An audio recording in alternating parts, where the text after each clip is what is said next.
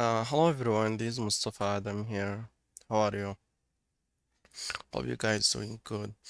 Okay, today we're going to continue our second section, which is part two, lab part two, um, part B, I'm sorry. We configured the configured the VRRP, and I show you guys how you can do that. Very simple. You're going to highlight the two upline that you wanna configure the VRRB between them, and then you go to configuration network VRRB, and then hit edit, and then it's very simple, and then add, and then you put the configuration details, like they have to have the same group ID, they have to be connected, the interface that you choose, they have to be reachable through that interface each other, and then the virtual IP address, and then the priority, and then advertise advertisement time. That's these like Bing to for the backup to being the master if he's alive. If it's not alive, how many times? 3 times. He will take the role. If he didn't hear anything of the master should send a keep alive message to the to the um, to the other point, and then if it doesn't receive that for 3 time, every minute I think, or every second, I'm not sure what is this exactly, second or minute, I believe it's second. And then priority, the higher is the higher one, the one that's be selected as a master. And then preemption, I also said the preemption is like an if the master load for some reason lose the role and then come back online, and he will preempt, he will take by the force the role of the master again. Okay, authentication string, this also for authentication for security. You can put authentication string between them, description just for description, and what else? Details. It just show you the details. If you wanna cancel it, you can click here. So we're not putting any string between them because it's just for lab, but you can put, it's very easy, but they have to have the same string for authentication. And then here, then other appliance do the same, and it take like a minute or so to form the for the VRRB to be up. Now both of them are up, and we see this is a master and this is a backup, and yeah, that's for the VRRB. Very simple.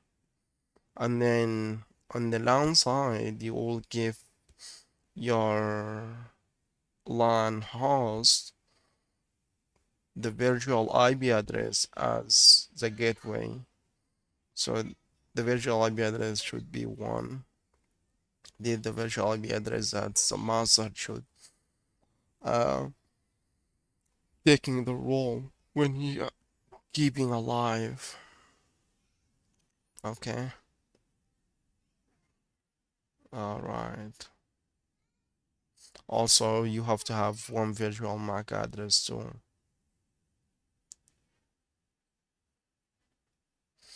All right. We'll keep moving.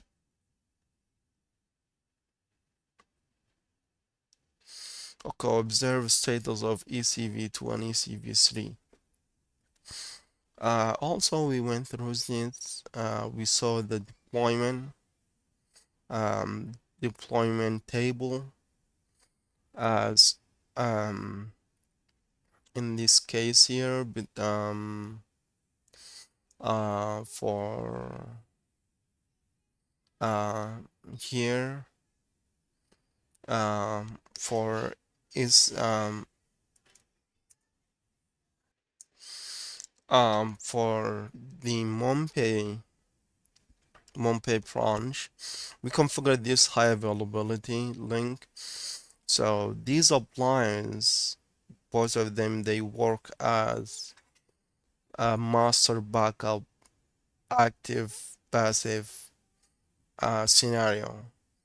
One of them will be taking the master role, and that's the only one that would be active at the moment, and the other one would be uh, as a backup, but it would be working but through the HA link. For example, let's say in our scenario the ECV2 is a master. So let's say someone from MonPay wants to go using the LTE connection to reach somewhere. So after the packet come to the ECV2, ECV2 has access to the LTE but through the HA link. So he will forward the traffic to the ECV3, and then ECV3 will going to forward the traffic forward, and then when it come back, same scenario, it goes through a HTTP link and then back to the host that's requesting the service. So um, uh, in the scenario, here we just have to let the appliance know, okay, this is our HCL link and also the other one, and they will form um, as we'll see, they will create VLANs for every link but per one link. So we'll see that just in a moment.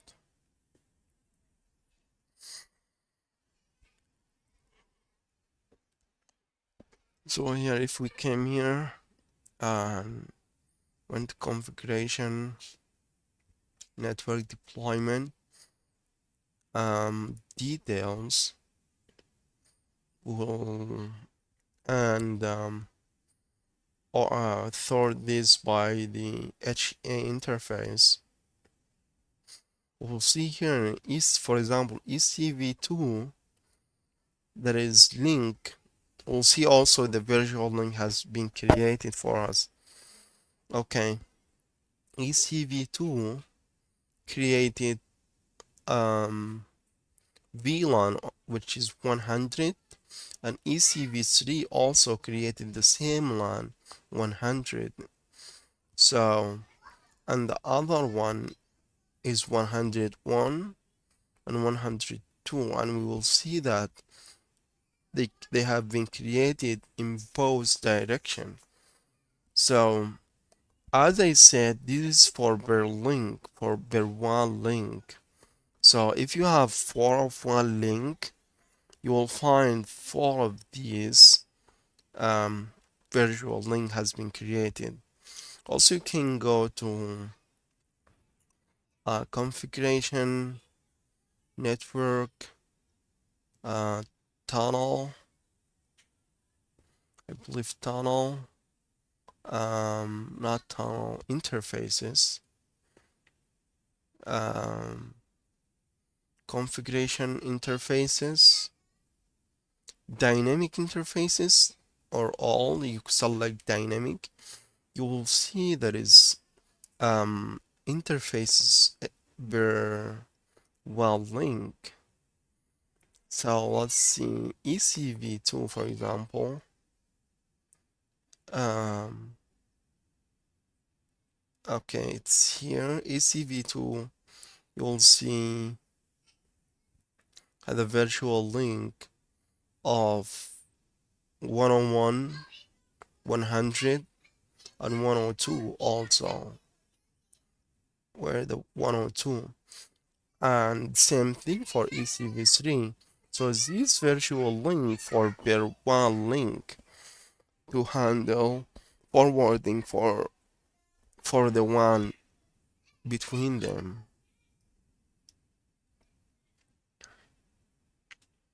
All right. So um, and this automatically by the appliance. You don't need to do anything. As I walked you through creating the HA link, you just click couple clicks and that's it.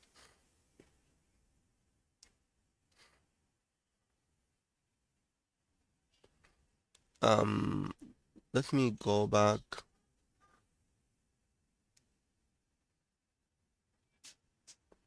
Let me go back. If you want to create a shell link, simply create you click on one of the appliances and hit deployment, and then you hit this HA, click, click, click, and then this one, the other appliance will appear, and then you choose before the other appliance appear, you have to choose which appliance is the other peer, and then you will choose after that which interface you want to use. You can use WAN or LAN, but you cannot use management interface. And other thing you need to recalculate the boost. These appliance will let you change the boost, but this one you have to go. This one you have to go to the other appliance to change it, and also you have to recalculate the amount of bandwidth that will be used. And also, you just need to deconfigure your licensing. Very simple, not very hard.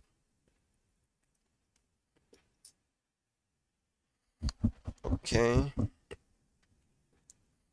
Um,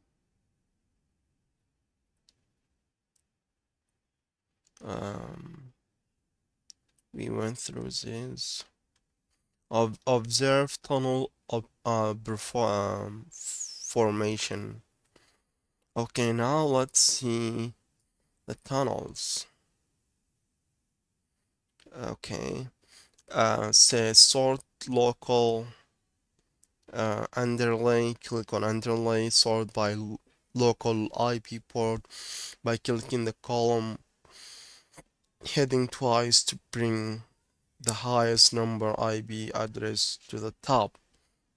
Not all tunnel with 169.169.254.1.x IP address at the top. These are tunnels built across the HA interface to machines across the network, but they are reachable via the HV link appliance WAN interface and are terminated on the local HA interface IP address.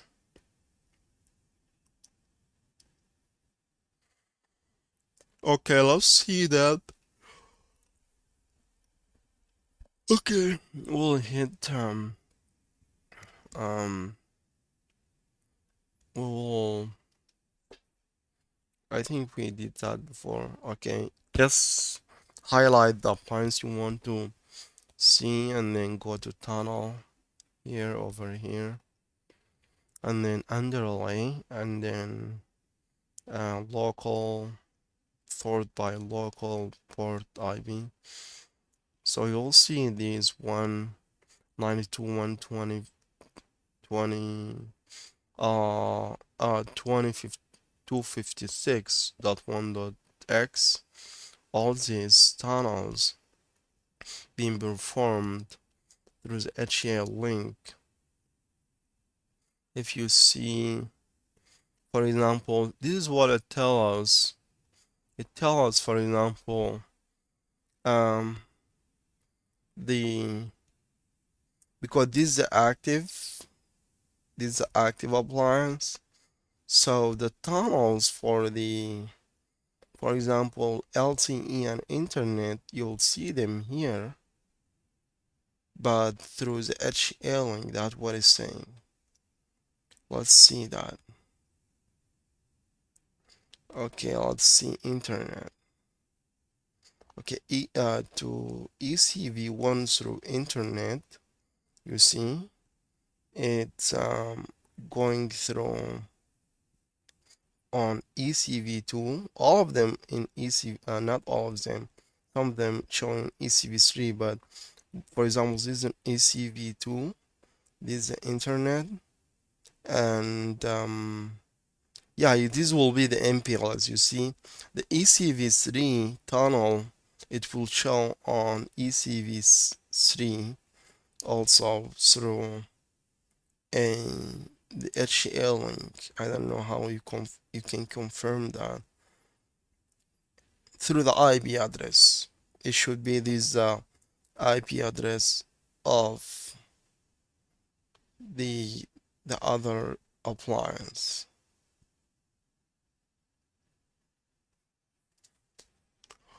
Okay. Excuse me. All right.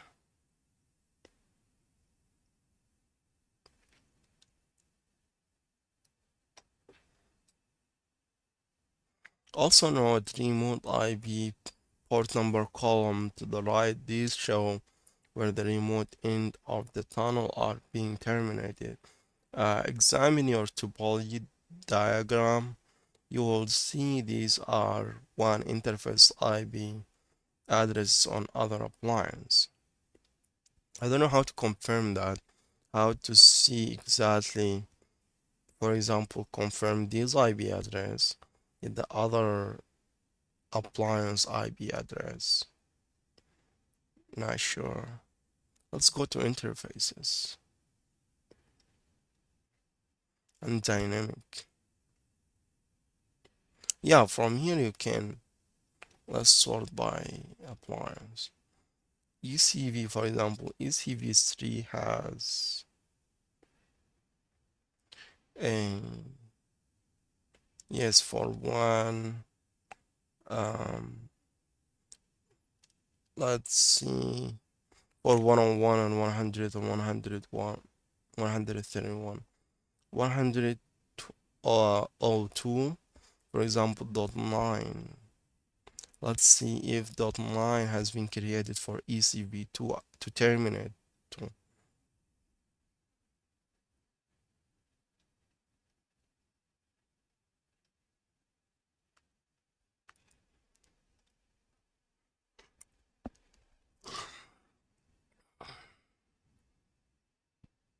Let's sort by appliance.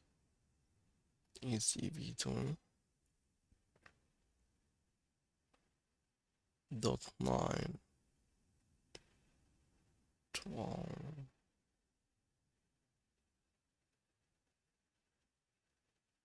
5 112.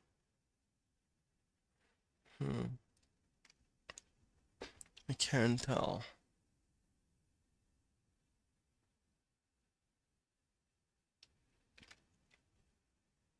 No dot 9. Let's see what else. ECB3 4 02 dot 9 101.6.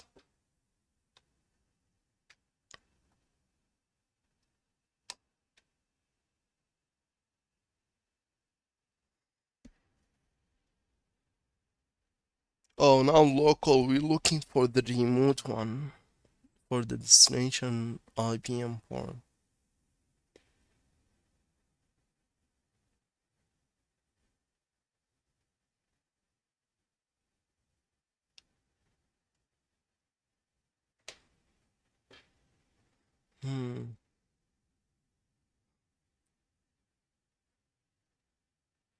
All of it either 100, 101.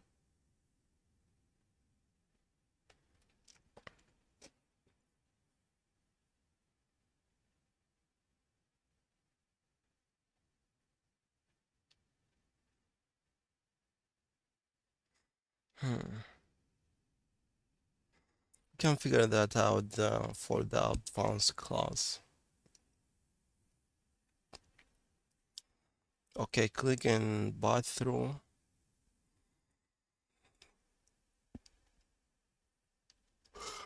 pass through.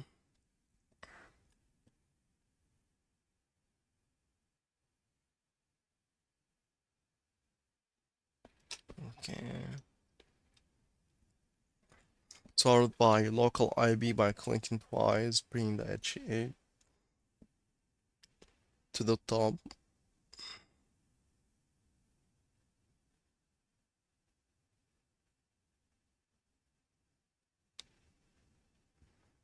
Okay. Okay, on the pass through, you'll see them here.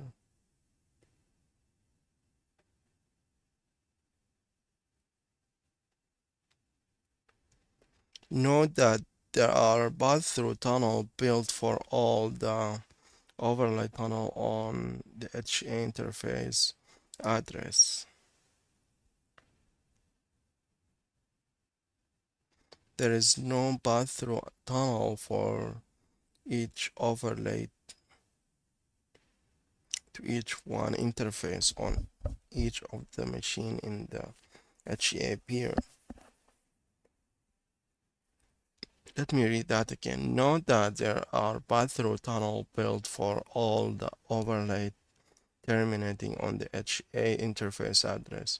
There is one pass-through tunnel for each overlay to each one interface on each of the machine in the HA peer. If you are doing local internet breakout for traffic going over the HA interface to reach a one interface on a neighbor HA device, it might use one of these pass-through tunnel. Will be done local internet breakout in a later lab. Okay, yeah, this what it's saying is it built a pass-through tunnel um for all these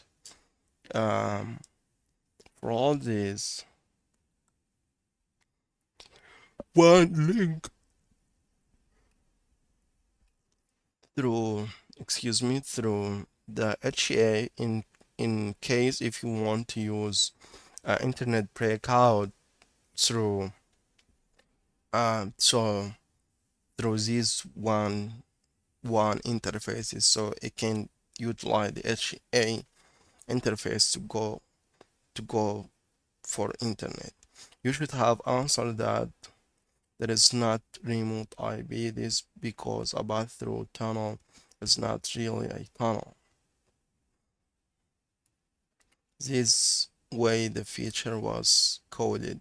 In the early days, it utilized the same mechanism as tunnel, which is why it's referred as tunnel. So keep in mind, traffic translated through tunnel will be directed to the next router on the local interface where the pass-through tunnel connect to the WAN or LAN. Close tab. Reconfigure subnet sharing metrics so VRRB master is a preferred route.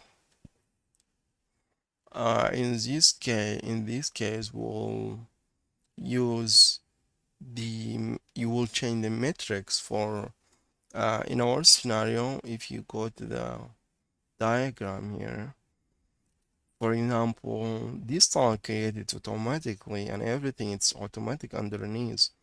So for example, this appliance advertise for this subnet, for example, we need to make sure this appliance is the one is active handling the traffic for the for all local subnetted. So that what we need to do right now. Change the metrics, change the sharing metrics so VRRB master is the preferred route. So for inbound traffic to site 2, you want the VRB master to advertise the best metrics for the LAN subnet 10, 1, 10, 100, 10, 11.0.20.2 slash 24. You will accomplish this by configuring the subnet sharing metrics on ECV 260. ECV2 will remain at the default of 50 and interface be the preferred route to the advertising LAN subnet. How we do that? Let's see. Configuration, network route.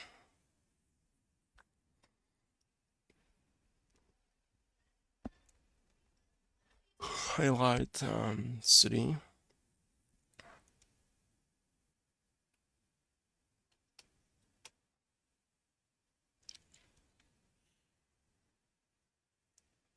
Route.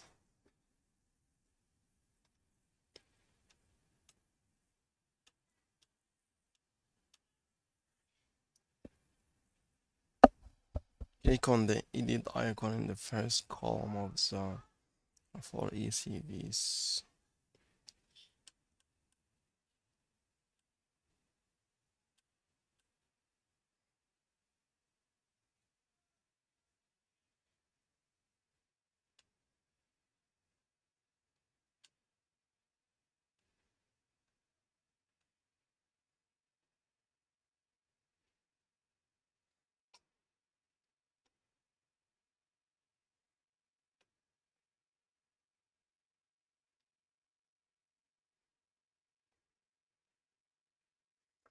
Okay, we'll change metrics for automatic added route to 60. Okay, save.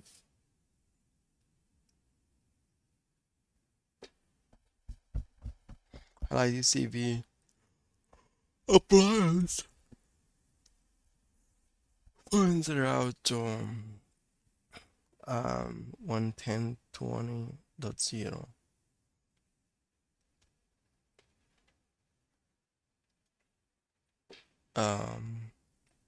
Which subnet? This one. This subnet.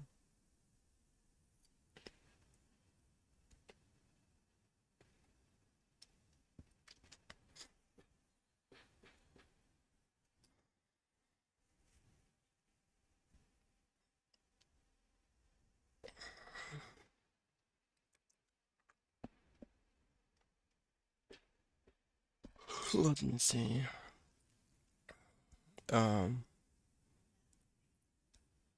ECV1 because we have configured ECV1.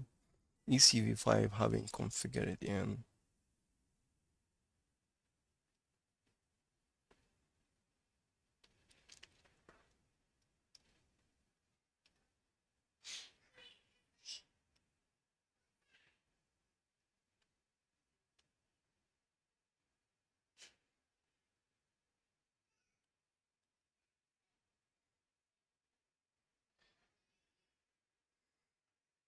Okay. Okay, this is the ECV1 for, let's see, for which subnet? 110.20. This subnet. Who's preferred? Okay, it will go to ECV3. ECV3 it's preferred one right now. ECV3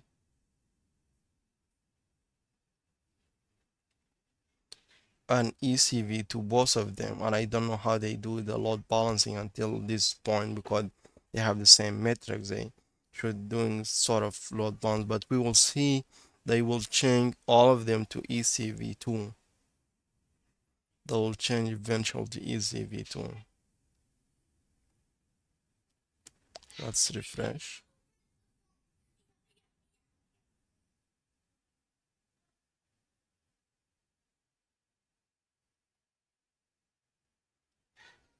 Still.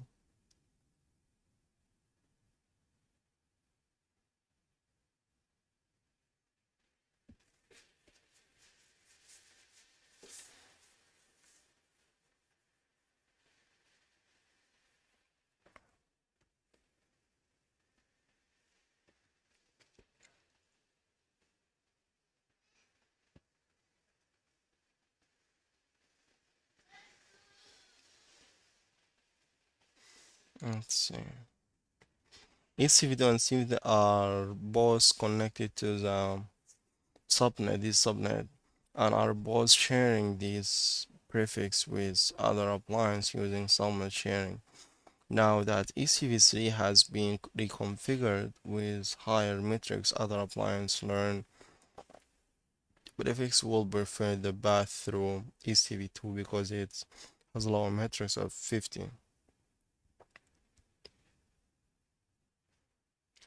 In the event of VRB failover, the advertised metrics can be changed so that other appliances prefer the route to the new VRB master. This can be accomplished by configure IBSLA to monitor the VRB status of the appliance.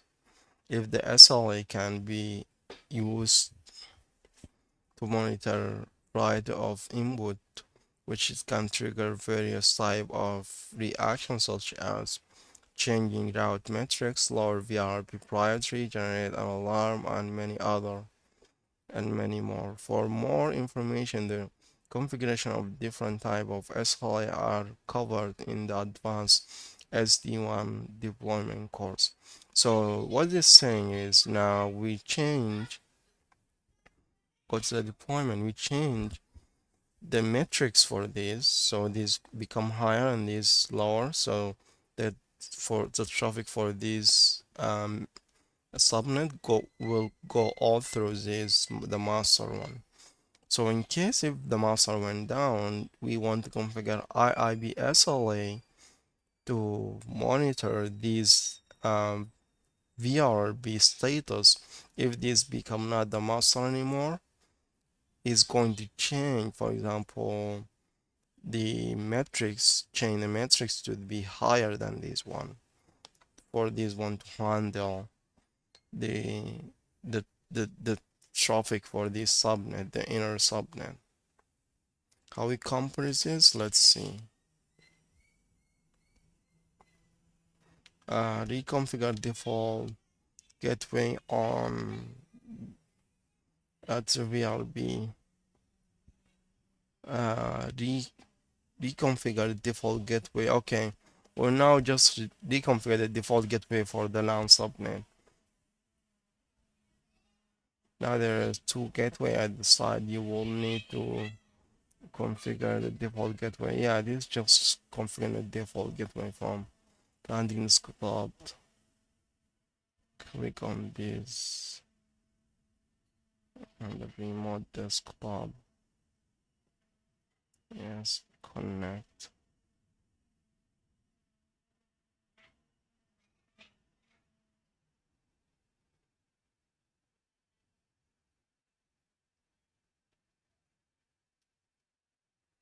Okay.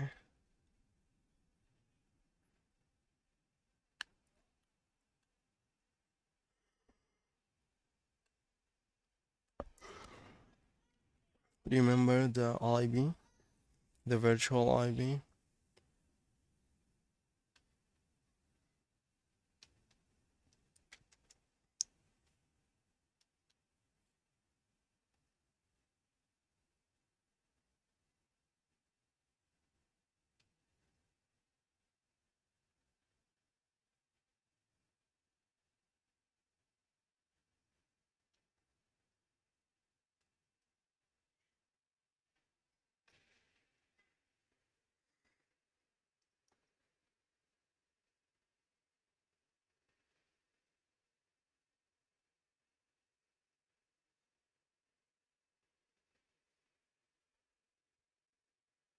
Where the network? See, I see it here. Oh, I'm not. I don't mean this. Network sharing center. Okay.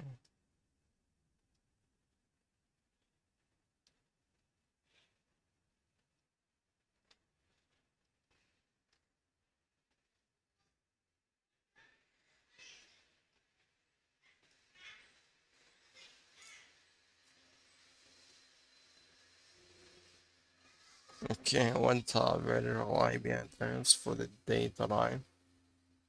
Data bus. 100. 2100.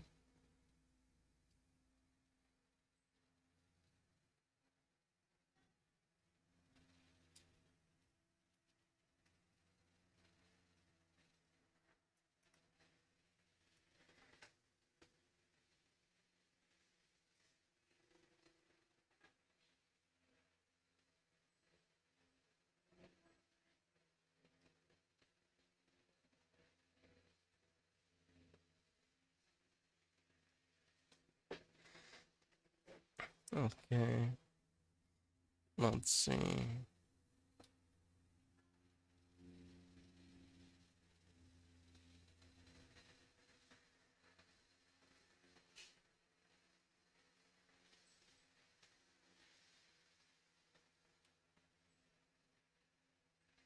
Data bus. Client reaching for the data bus. Why showing different IP?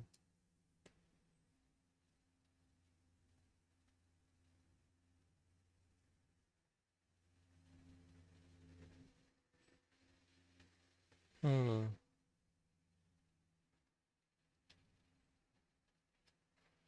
let's see.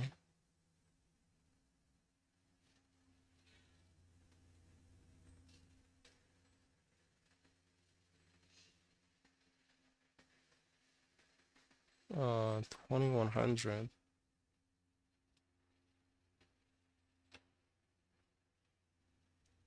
Why is that? Why showing different IP address? Let's see.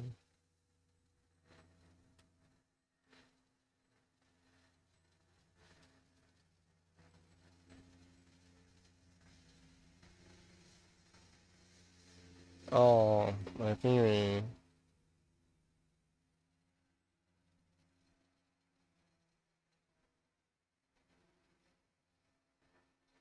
we're connected to the wrong one.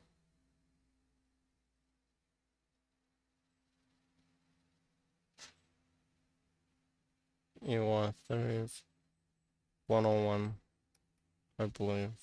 35, 101.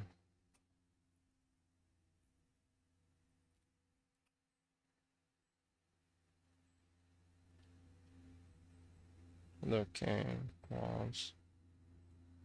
Yeah, it was like that. I think I'm connecting to the wrong to the wrong. Okay, to the wrong desktop. Which desktop I should connect it to is TG 2011. Yes, TG 2011. Don't show me this. Sorry if you guys hear some noises in the background. Our neighbor just cutting some grass. Okay, let's go to control panel.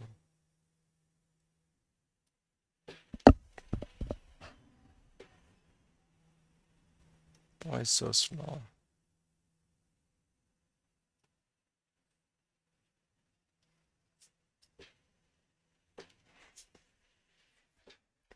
Okay, database, properties,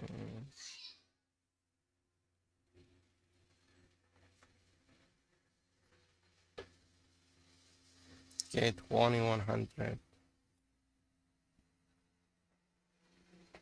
Hit OK. Close, close.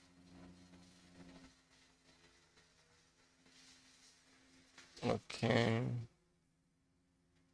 Now we did some.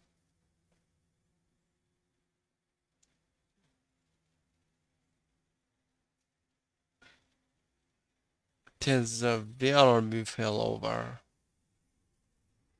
Okay. It is VRB failover, you will trace route. Okay, we just will trace route. What we want to do is from here, we want trace route to over here. One of these, I don't know which one. Okay, and then at the beginning, it should go through the master here. We will manual fill this down, and then you will see when you do trace, it will choose this one to go over there. That's all. Let's see. What trace RT, I believe. Command prompt. Trace RT 10100, same IP 1011. 1011.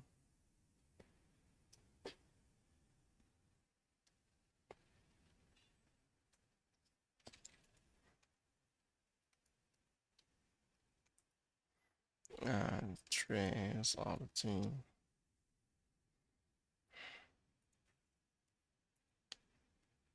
1011.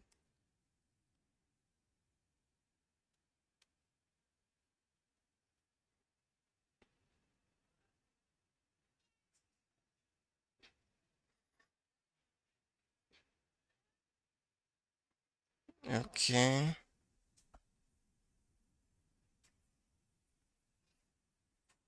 It goes through 10 2101, which is the master right now. You see here? This one. 101. When we fill this over, we'll go through 102.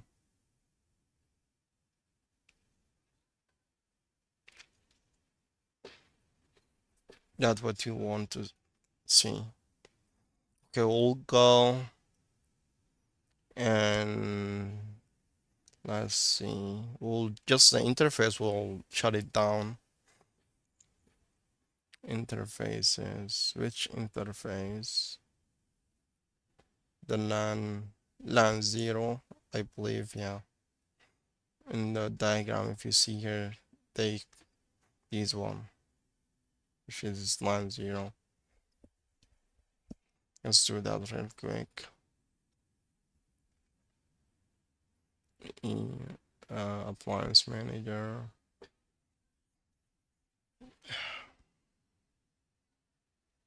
Interfaces.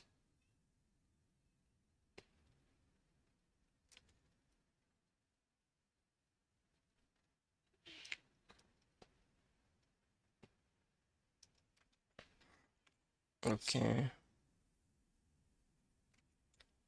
Now we shut down the LAN 0. VRB should be not the master anymore. Okay, this is the master. Sooner we're gonna change.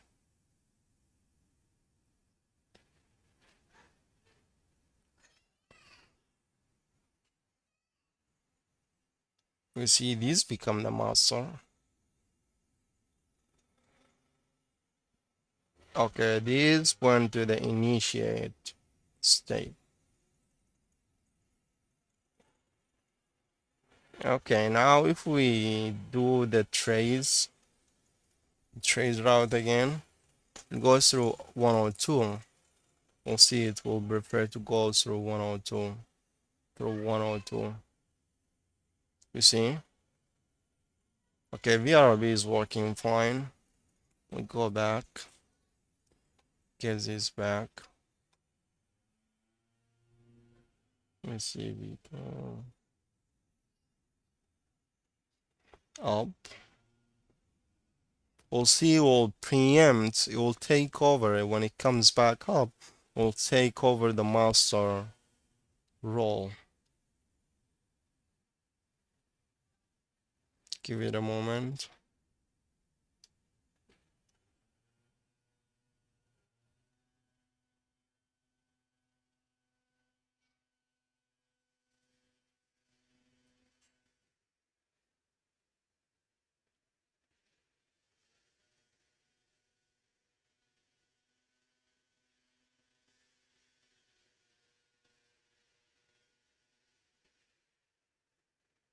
master. Okay, this will be the backup. We'll preempt that from the master.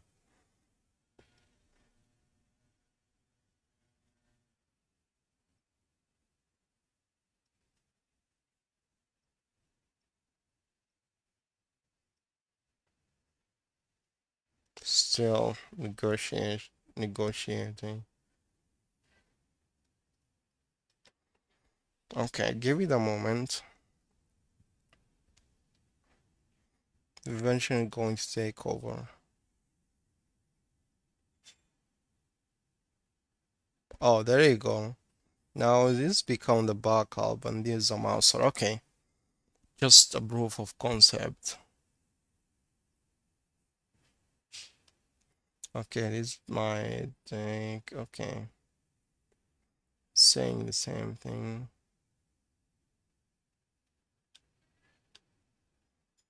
Okay. Okay, we'll finish for this part. Okay, question. From where do you configure the HA beer? From deployment. What's the one protocol that you can be used to allow hosts or LAN to have more than one gateway to the LAN VRRB? What does VRRB use to determine who is the VRRB master? Priority number, higher one, the one that's become the master.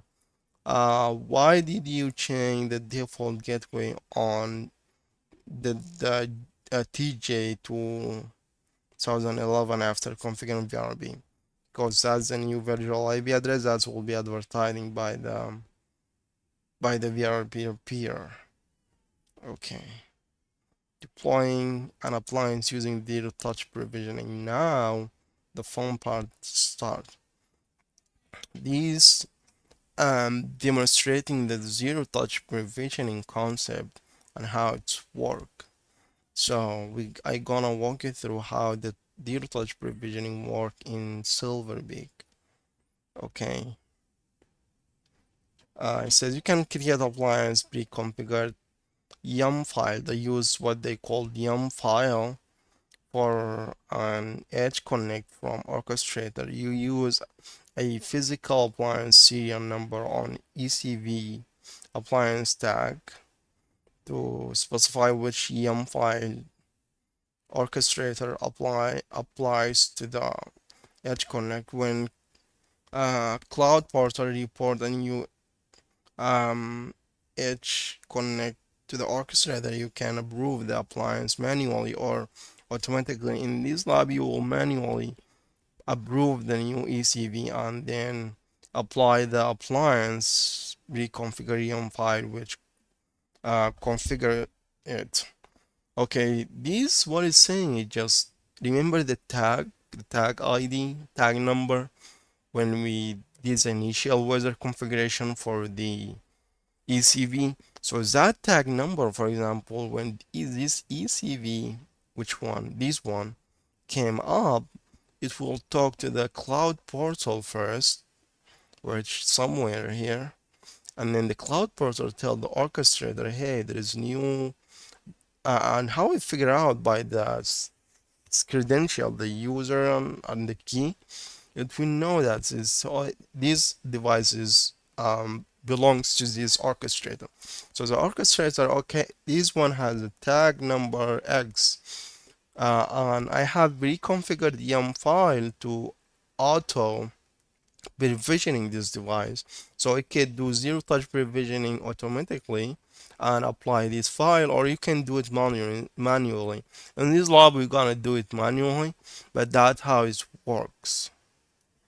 Okay, so create appliance pre-configured yum file, complete initial weather configuration for ECV5, apply appliance pre-configured file to an ECV to automate its configuration. Okay, introduction. To create pre-configured file, yum file for ECV, orchestrator open configuration offered and security discover reconfigure. Let's do that.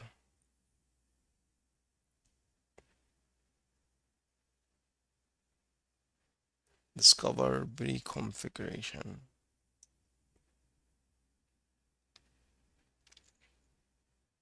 I believe here. Click new.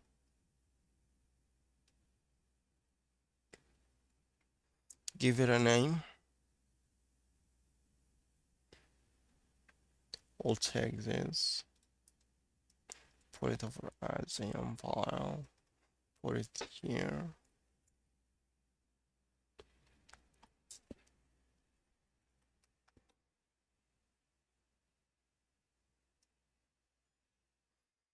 ECV5 config as IAM file name. Enter in the appliance tag. Okay, this is a tag name. How the orchestrator knows is file, yum file relate to that appliance by matching the tag file, tag name, appliance tag. Okay, or maybe you can use a serial number if you have a physical appliance, either by the serial number or the tag appliance tag. Because we have visual, we use a tag right now. If you want to auto approve this, you click here, everything will be automatic. It would be no any touch. It would be for this job we don't want to do that. Okay. Okay, we have the yum file already ready. God's desktop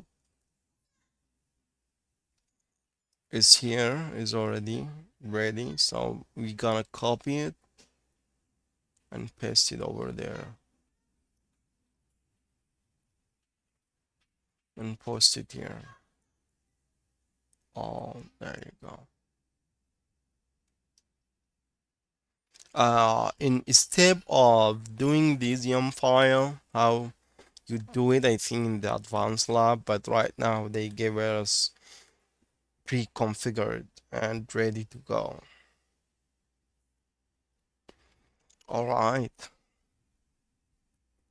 Now, okay, we did that. Click save.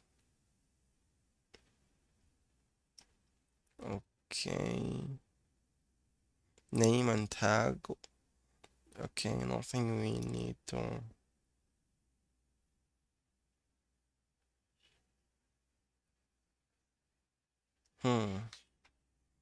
What is saying? Appliance group. Okay. Santa Clark. I might miss Santa. Types is Santa Clark. That is one.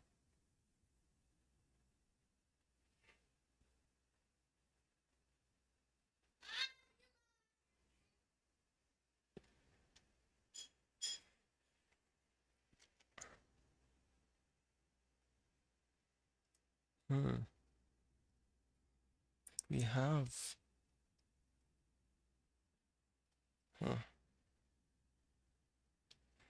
Validate.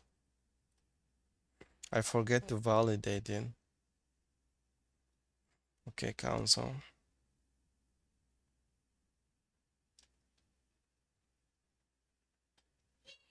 Okay, discard. Let's see. Rename. Okay.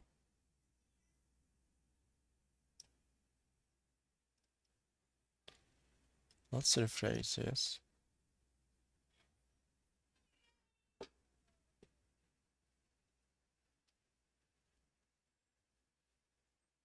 Okay, new.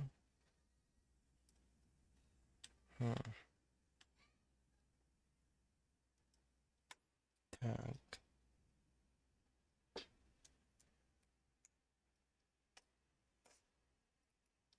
You have to validate it. I forget to validate it.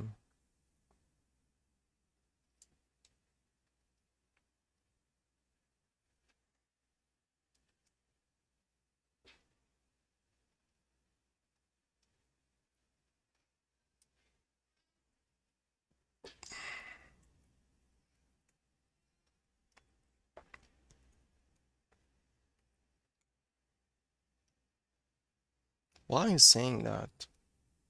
Appliance group doesn't exist.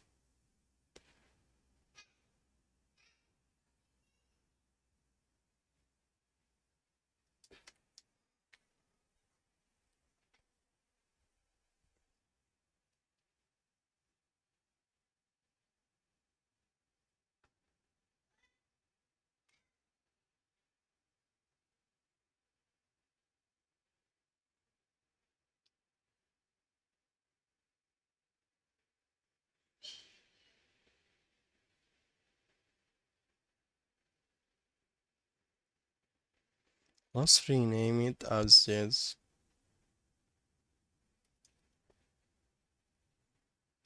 I don't know.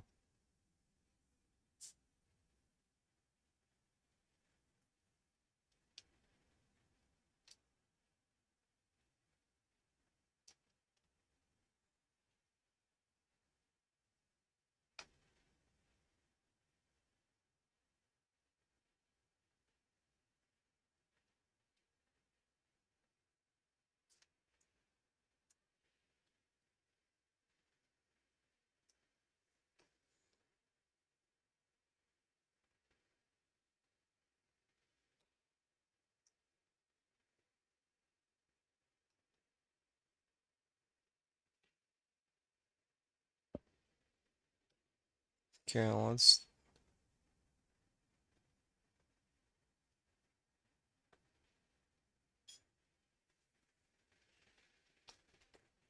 let's validate again. Okay. Yeah, the name was not correct. The name was Site 3 Santa Clara. Okay, no problem. I just changed it and now it's boom. Okay, now the status is pending discovery because still the appliance haven't showed up. So let's see. Okay, we did that. Validated.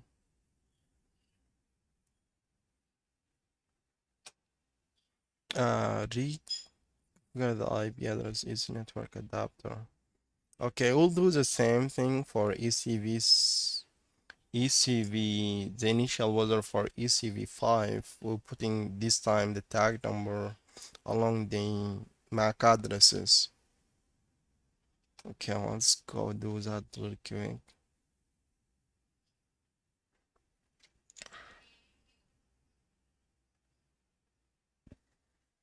Okay, admin.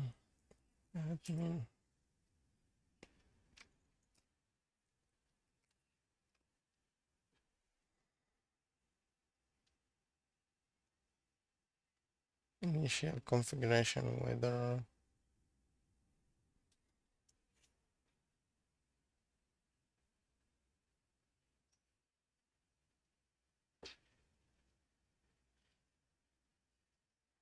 okay. ECV5.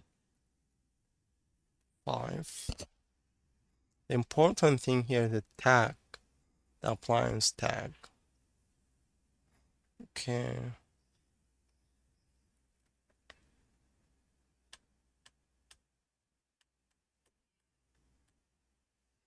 Came first management 0.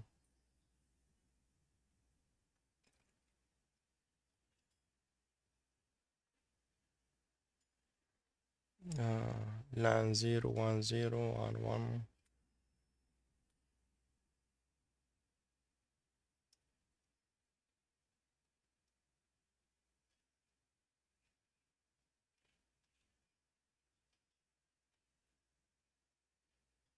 We'll put the details here.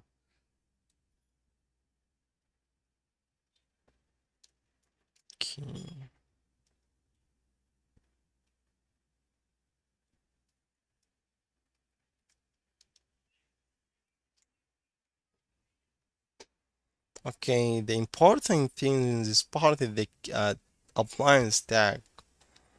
Okay, don't forget that because it's very important to put the tag. Same as okay, if you go here, same as this tag, discovery criteria by the tag, ECV5 tag.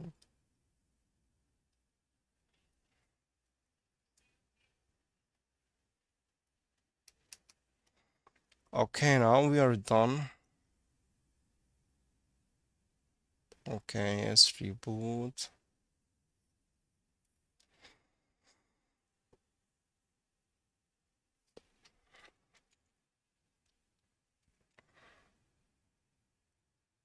It's recording, that's gone.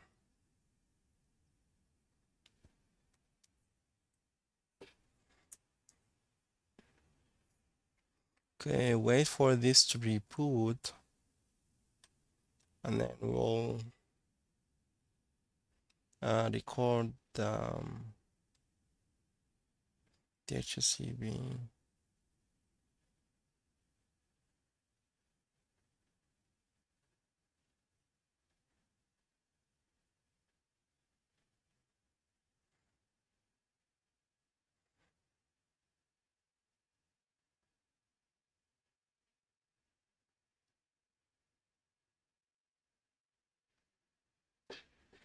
Okay, we're almost done in the proof process.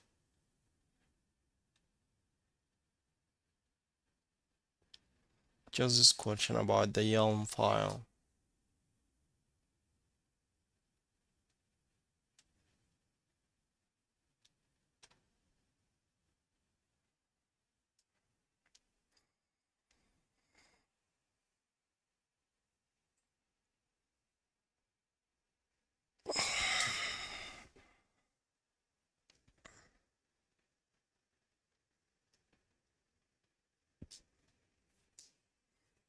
We're still waiting.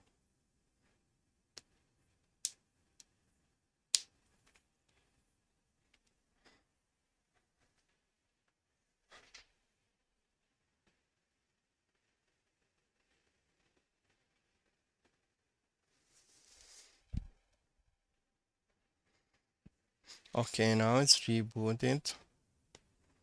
Okay, let's see if it's been discovered here. Okay, it's been discovered, but it's not reachable yet. It will take time for it to get to be reachable. So I'm gonna pause the video for here until it get reachable. All right. There you go. It's pop up with the tag name. So we'll just hit apply library configuration. That's it. So it will apply and the appliance will be added to the group and everything and configuration, IP addresses, everything. That's how the zero touch provisioning work. Okay.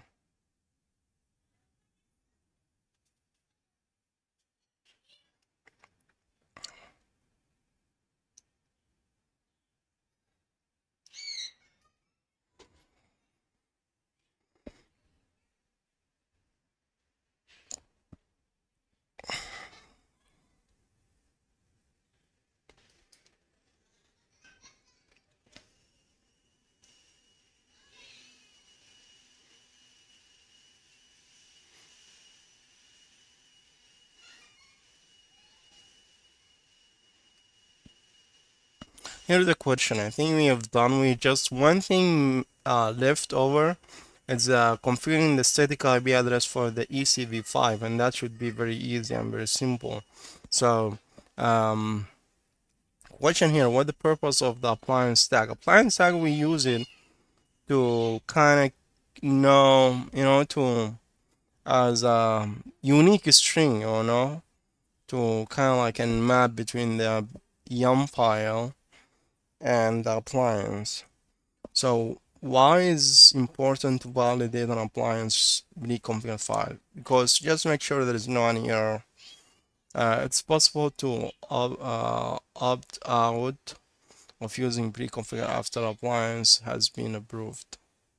Is it possible to opt out of using after an appliance has been approved? I'm not sure about this. Okay, let's see. Why is this taking too long? Reboot appliance. Okay, this will take a long time for rebooting the appliance. Switch item and adding appliance to selected overlay. Okay.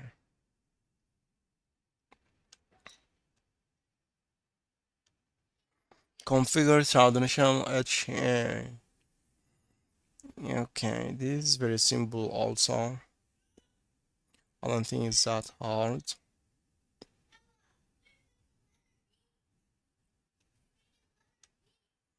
Modify business intent overlay. This will take a long time.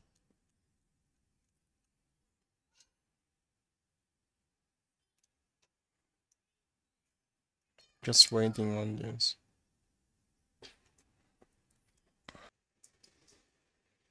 Okay, let's see. Now it's successfully installed everything. Let's close this out. And let's go to the appliance. You see it's added automatically to this side. Go to the appliance manager. Make Chrome faster.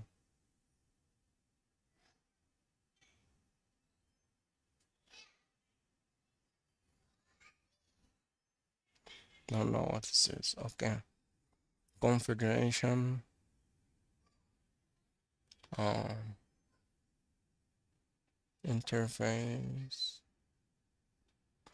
Where host.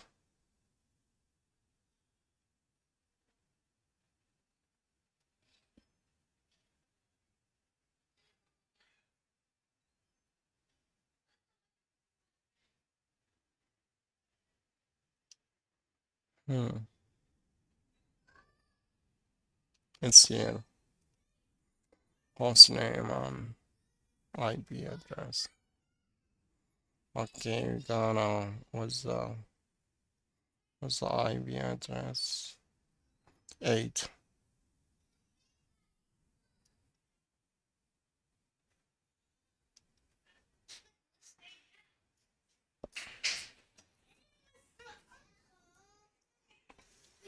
Go ahead, apply.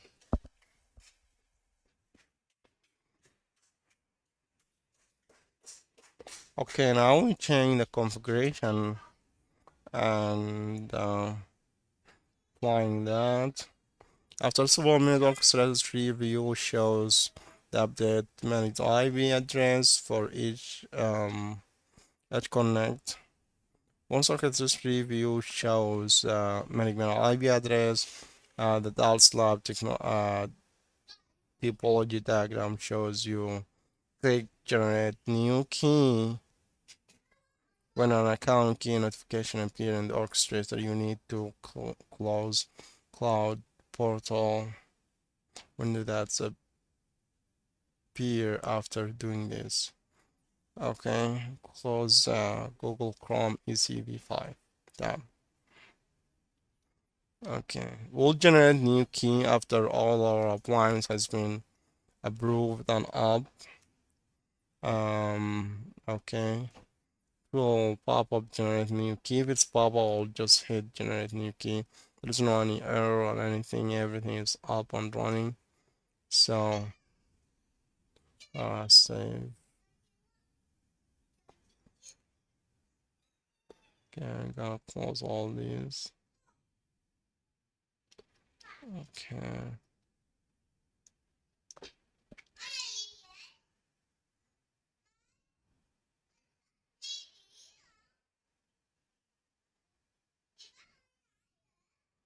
Okay, configure traditional HA.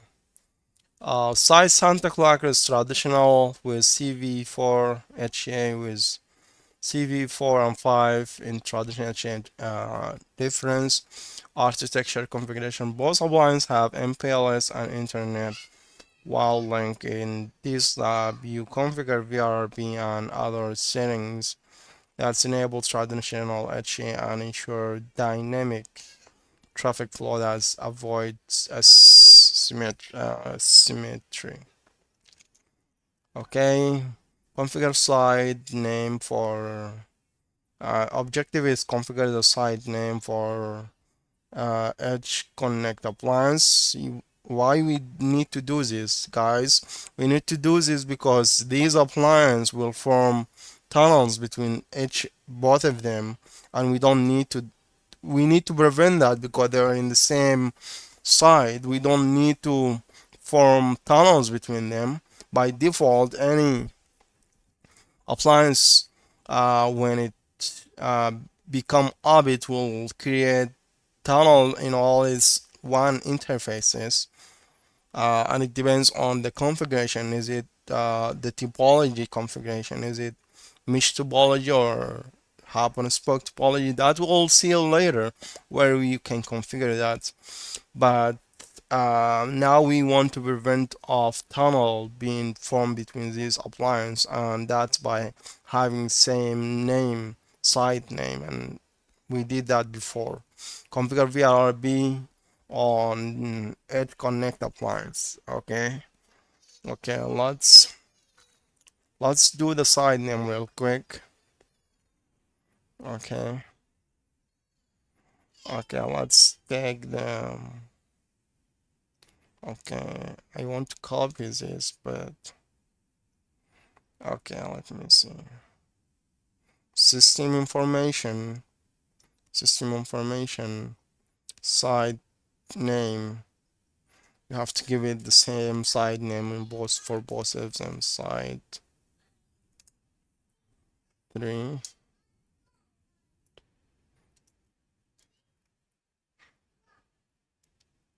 It doesn't have to be the as same name for the site, but it's good um to have both much.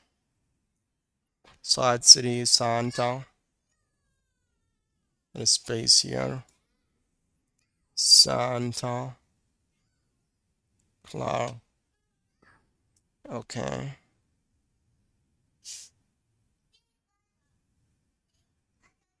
Hit okay. For these also the other appliance.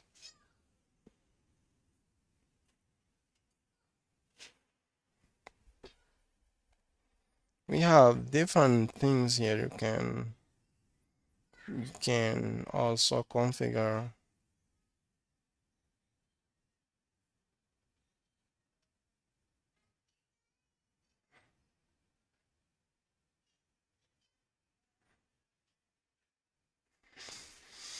Okay.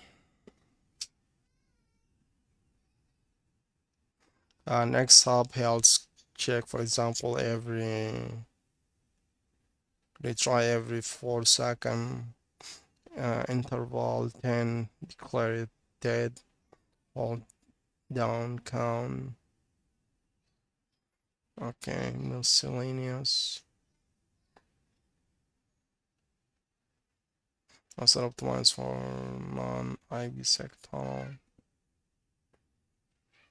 Okay, there is a lot of things you can configure here. Access flow policy. We'll see this later if we need them. Site. Uh, Site name.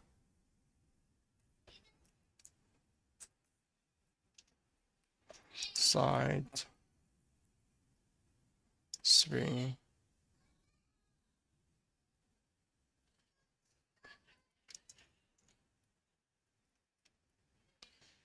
Santa Clara.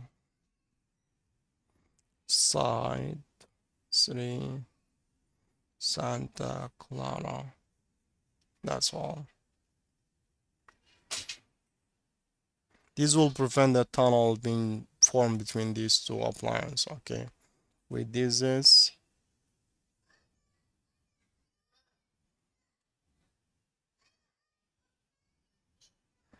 now what we need to do to configure. We shows how to configure VRB. It's very simple task. Everyone can do it right now because we have been doing it all this time. Okay, just click both of them. Configuration, network, VRB. Here, hit here, edit, add, group number, virtual IP address, interface, virtual IP. We're configuring the number 4 ECV4 right now. I'll save that ECV4. Virtual IP.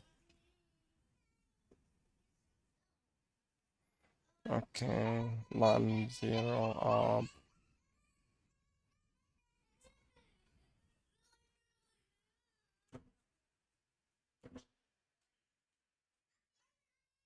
up, 254.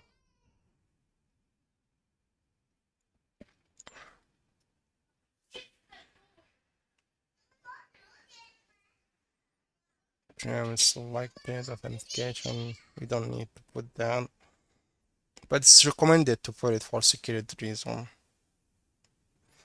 Group ID, interface LAN.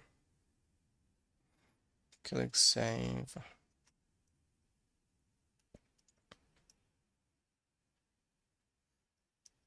Okay. Oh, click cancel. Click cancel.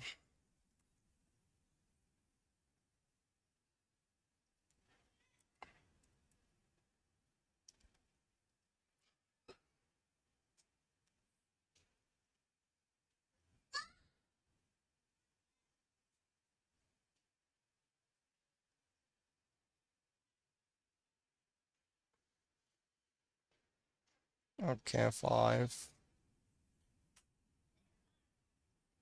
Add one virtual IP. 128. We'll leave it as it is. LAN 0. Not preempt.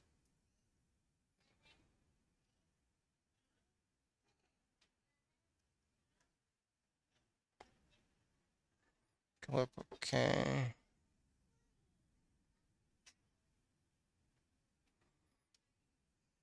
Okay, still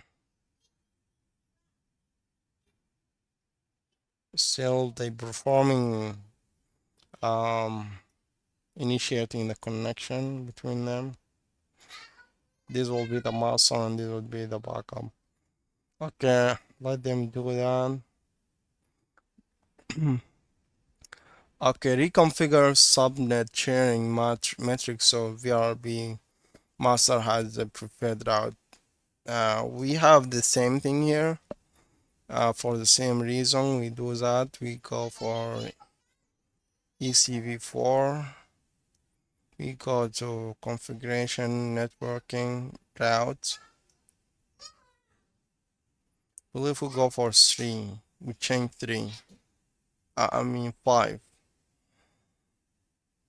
to 16. Click and then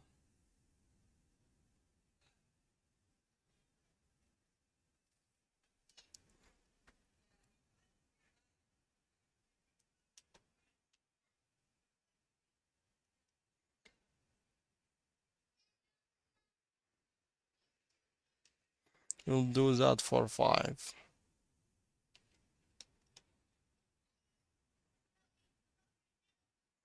Edit, metrics, automatic, added. I believe would be 60. Metrics for automatic, added route. 60.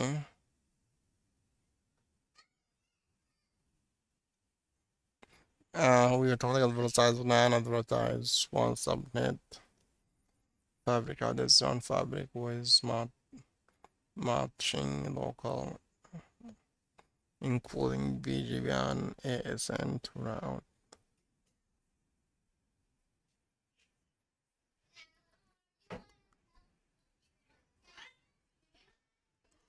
Okay, hit save.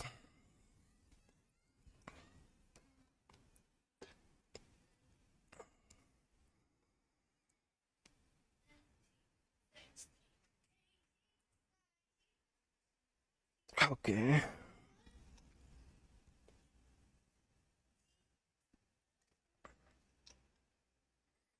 Same thing here. We'll just see the deployment, which is saying UV4 is referred.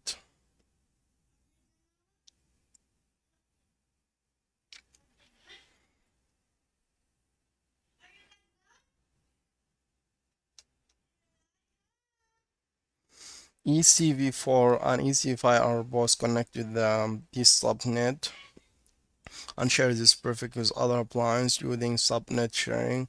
Now ECV4 has been deconfigured with a higher metric. Other appliances learn the subnet will prefer paths through ECV4 because it has a lower metrics of 50.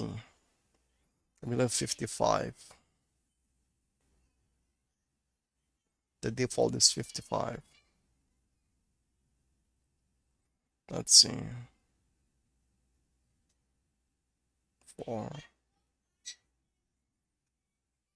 50, okay. Sorry, 50. Okay, in the event of VRB failover, you can change the advertisement list so that other appliance preferred route to the new VRB master. This can be accomplished by configuring. This is the same thing what we have done before, guys. Alright, we'll just keep moving. Reconfigure default gateway to DJ. Okay. What would be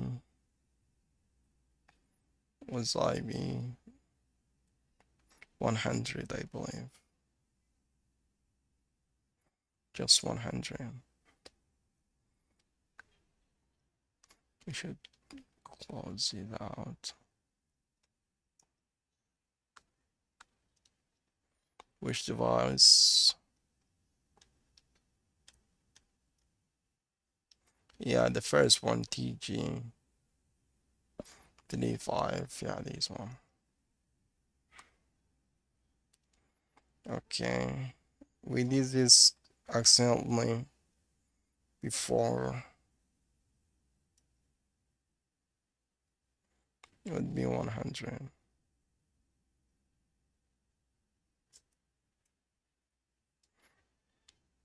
Don't know if we do the same test that we did before or no.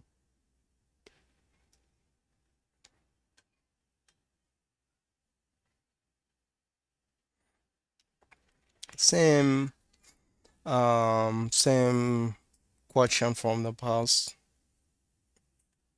We haven't do the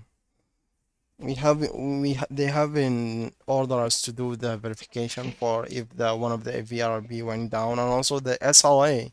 I don't know, we haven't do the SLA if the master went down, so we can check the. We haven't done that. Okay, no problem. We go moving forward. There is 2 lab left, 3 lab, 13, 14, 15. Okay. Previously, you use a default setting for the 4. Now we want to change the modified business intent overlay bio. Previously, you use a default setting for the force reconfigured bio. During this lab, you modify the bio settings SD WAN traffic to internal subnet setting and their breakout traffic to the internet cloud service setting. You then use CIFS session to test that. This will take 60 minutes. Objective: distinction between pass-through traffic and backhauling internet traffic via overlay and local internet breakout. Configure BioBeer an available option to enable pass-through traffic. Configure necessary settings for breakout internet traffic and configure local internet breakout instruction. Briefly review the default setting of the pre-configured BIO. As you recall, the default setting use interface that the Edge Connect appliance don't have. Therefore, the BIO don't need to have a cross-connect group enabled. Modify the real-time BIO.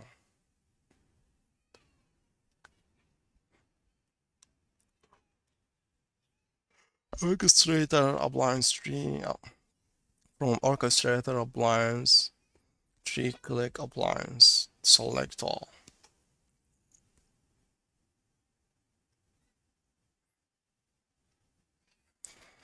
Configuration overlay and security BIO.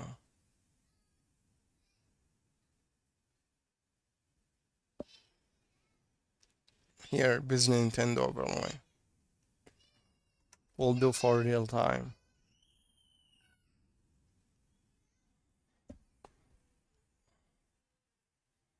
Open SD WAN traffic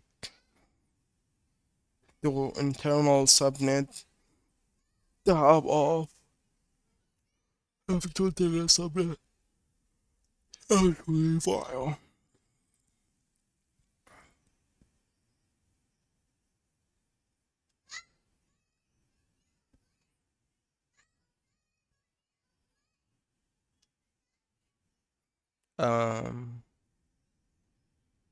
SD WAN to internal subnet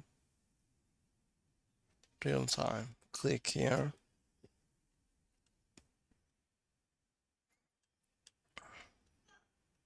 An overlay uses SD WAN traffic to internal subnet setting to reach internal destination that match the subnet in the internal internet traffic definition feature.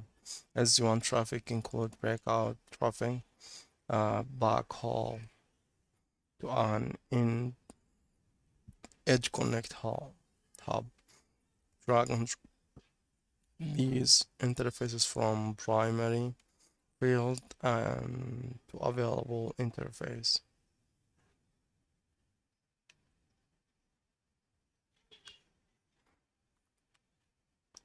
Which one? Internet 2 and MPLS 2 because we don't have them. Available means is available to use, but this is primary mean in use. We have MPLS and iNet.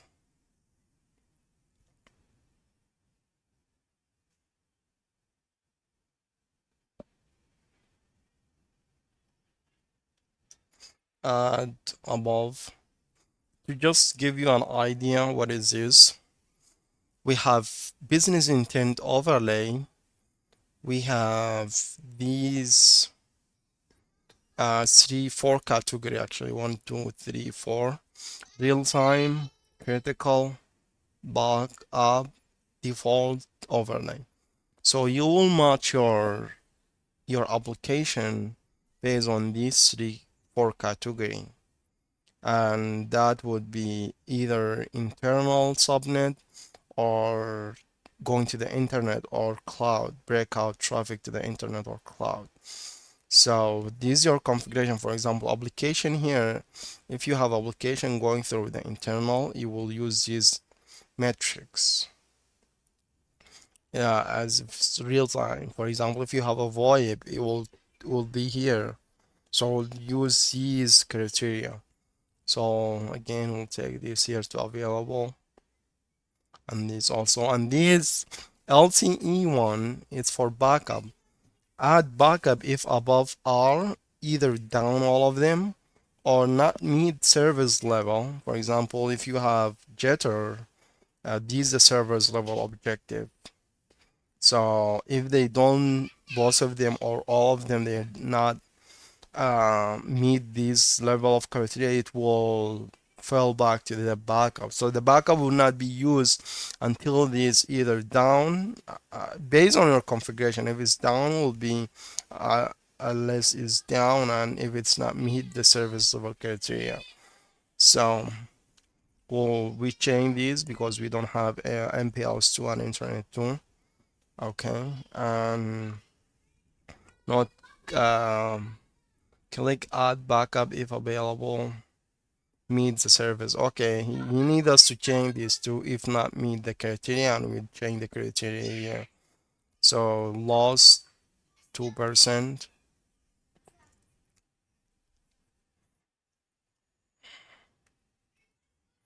Um, Latency 100, jitter 0, not configure. 100 and jitter 0.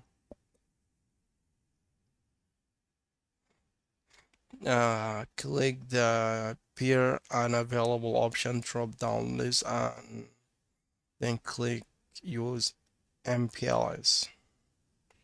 Peer unavailable option. I believe this is here. This is here. Boost, if you want to configure boost for these metrics, you'll choose here, but we not enable it.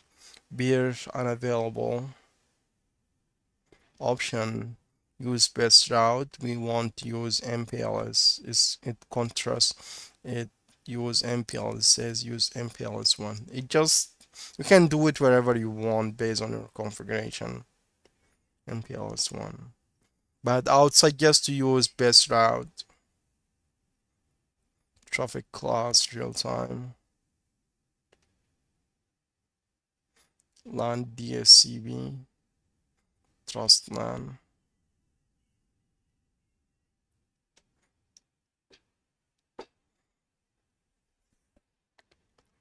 Okay, in the event that Edge Connect doesn't have a route via an overlay for destination IP, it's invoke the beer unavailable option. MPLS is typical considered secure, whereas sending an encrypted traffic over the internet is not considered secure. Therefore, by configuring the peer unavailable option to use MPLS, each ECV can still reach TG 11411. Click the breakout traffic to the internet and cloud tab, drag and drop internet interface from primary to available, and enter this performance threshold. What happened? Oh, wow, what's happened?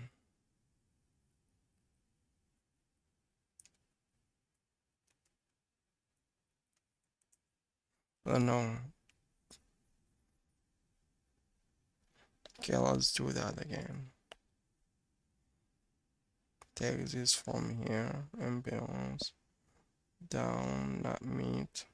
Believe this 2% and this 100 and this here is spaced out use MPLS and constructors.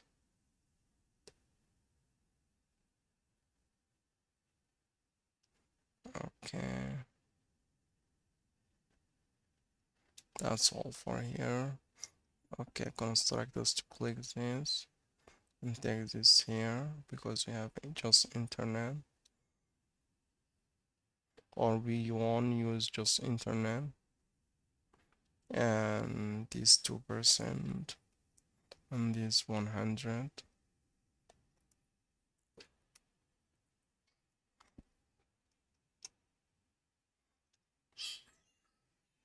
Uh,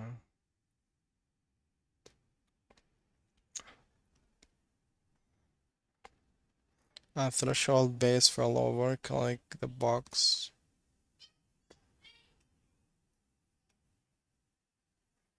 Uh, Threshold or base failover, use next preferred policy if no link meet performance threshold. Use next performance preferred policy if no link meet performance threshold. Okay.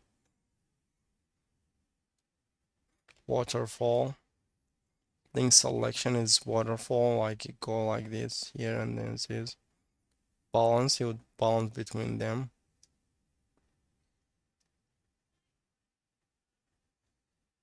Uh, Link by auto.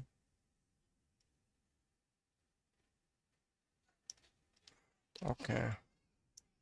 It's very easy to understand if you understand the network and SLA and stuff like that, and understand how the policy work based on these criteria that and settings. It's very simple and clickable.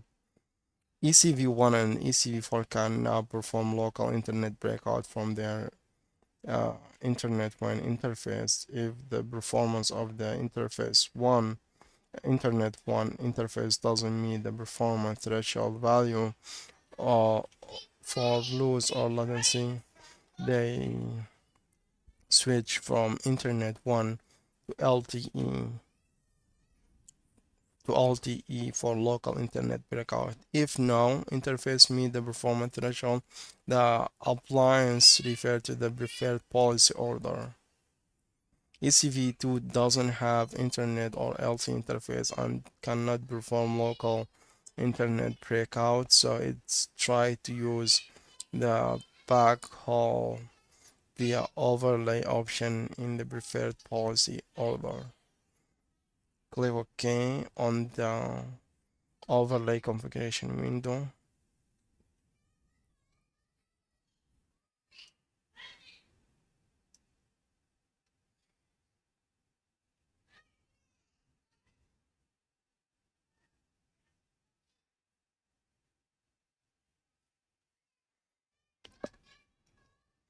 Okay, we'll define critical bio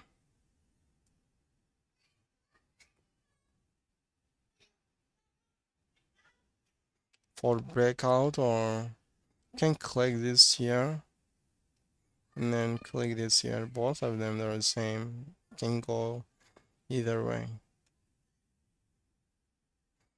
You add, okay, modify critical.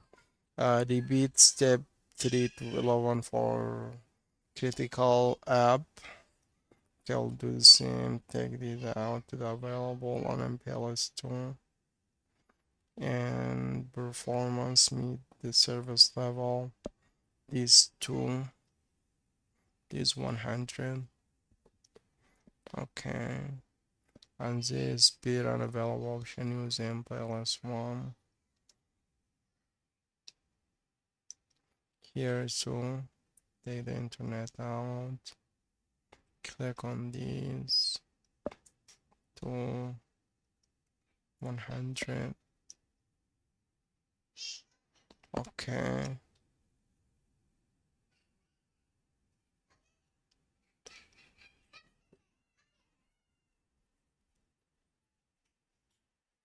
You add role to the overlay SL of the critical bio by default CIFS,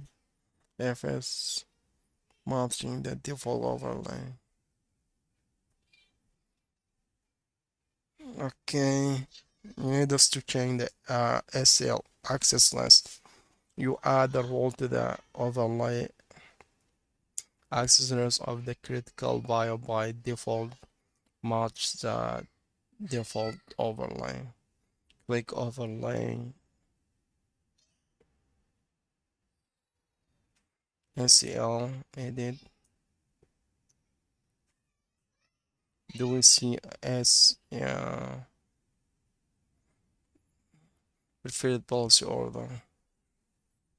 Breakout locally, breakout backhaul via overlay. Breakout locally, backhaul via overlay. Okay, this is a policy, the preferred policy that we choose here.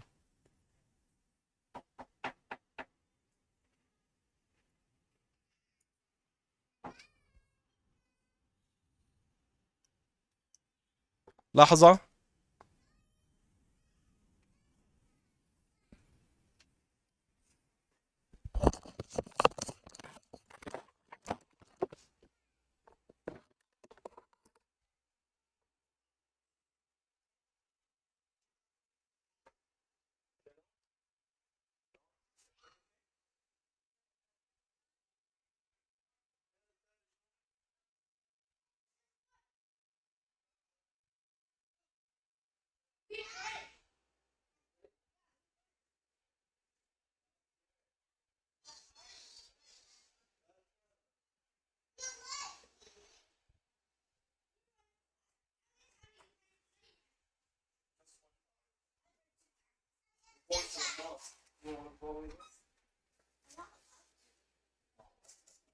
What time are you going to go? One. One? That is not One will leave, God. Okay. What should I do? We on it. What time you will be back? What time you'll be back at the church? After 1 hour. No, 2 o'clock you'll be back. Yeah. I'm still at my sleep. I will leave like 12:30. Oh, okay. And later I will pray at 12:15 or 12. I want to pray more. Learning, talking to some people, so I'll let you know. Bye, Mister.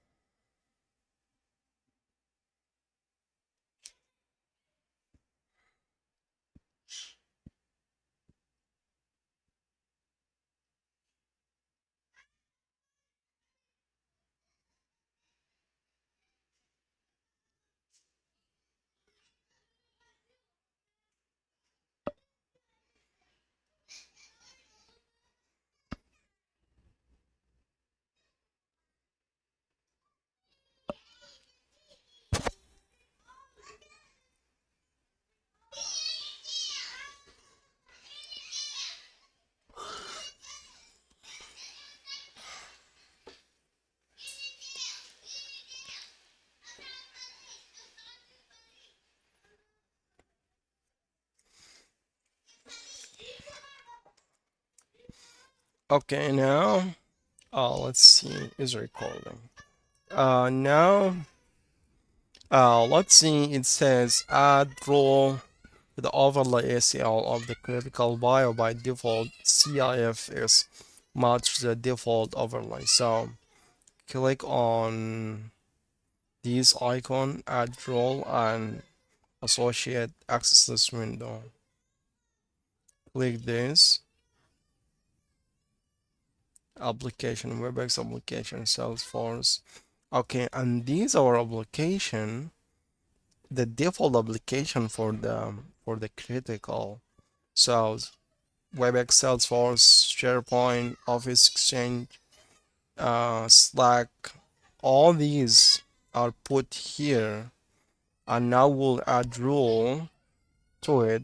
We'll see how we can add rule. Click add rule.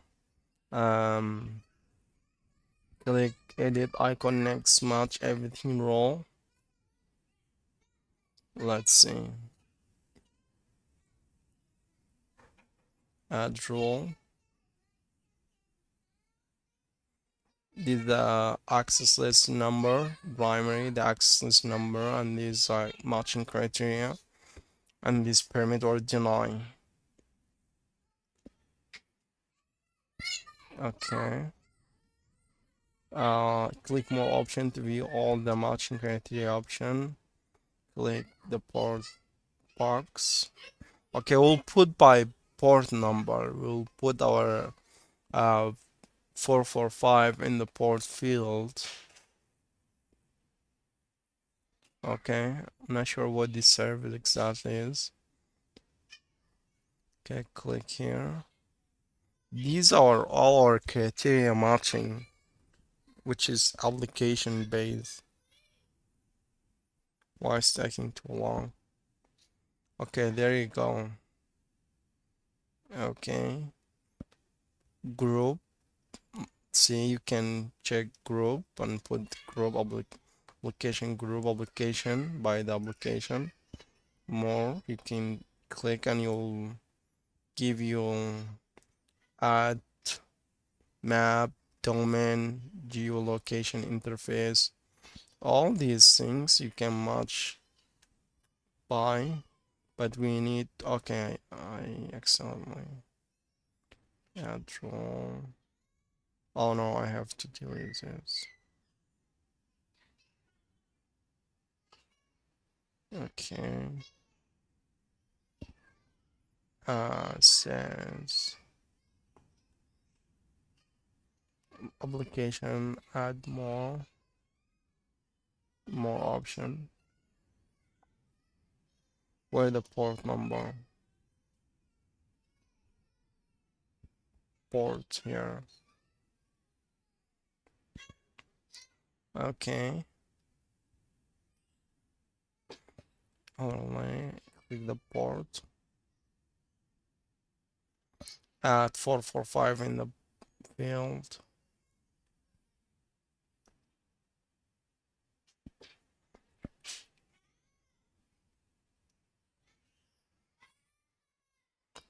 Okay. CFS SMB field transfer use port. Okay, this port used by SIFS SMB file transfer. Click save on the matching criteria window, save on the social list. Okay. Click. We need to lower this.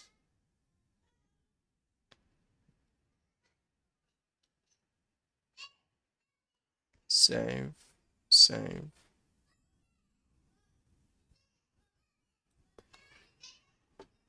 Okay. Click boost drop down list and enable. Click OK on overlay configuration. Okay. Well, why we enable boost on these in the critical application, and we not enabling the real-time use? Most of them use UDP. So the boost they have two things. They have They have TCP acceleration, which is not using by the real-time application, and memory, which is most of the time you don't use real time for example backup, which is memory, network memory. Use it with backup. For example, if you're doing large database backup and the database look like the same, so you can use the memory, network memory, and you usually use it in the critical, not on the real time. That's why we enable boost here, and we have it enabled in the real time. Okay. Um, okay, modify the bulk bio. Do the same thing. Okay, click OK. Okay, click here. Do the same thing. MPLS Internet 2. Take it here. MPLS. Okay. And criteria to 100. Use MPLS. Okay. What else? We need to take the internet to here and do the same here. Click on this. Okay, what else? From SD WAN traffic to internet subway tab.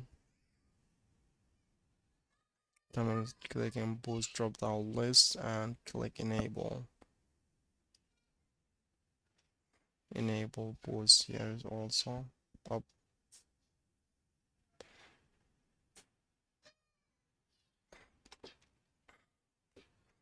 Okay. Click mesh in the topology field and click hub and spoke to change the topology. Okay, remember when I told you every appliance will initiate tunnels between all these other appliances based on the topology. Here where you can change the topology per your settings, which is per your business intent overlay. So here, rather than using mesh, we'll use hub and spoke. So the and you have to specify who is the hub. So that way, all these appliance will make tunnel to that hub, not as a mesh as a mesh.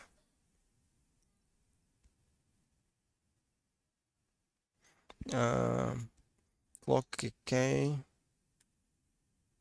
Modify the default bio.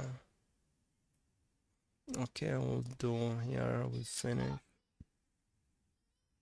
Okay, default bio. We'll do the same here. To 100. Meet is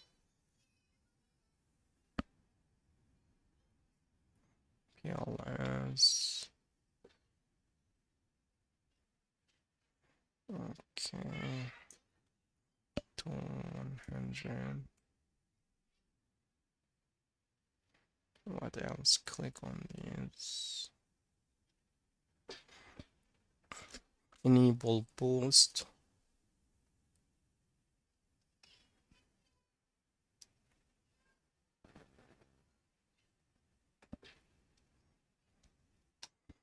Okay, save apply chain overlay. I think we've done. Save on the confirm chain window.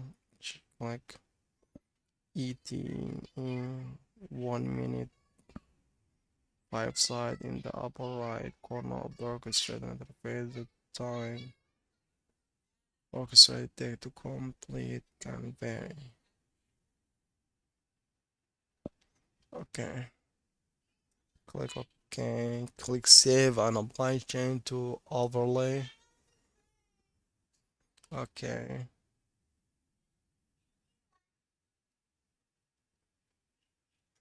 It'll tell you the applyance that's going to get effect. Okay, now on the business and overlay tab.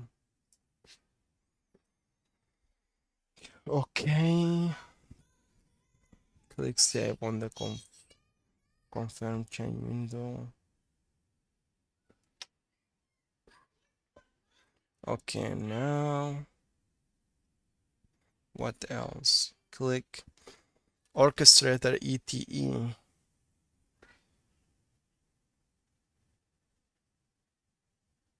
in the upper right corner of orchestrator interface.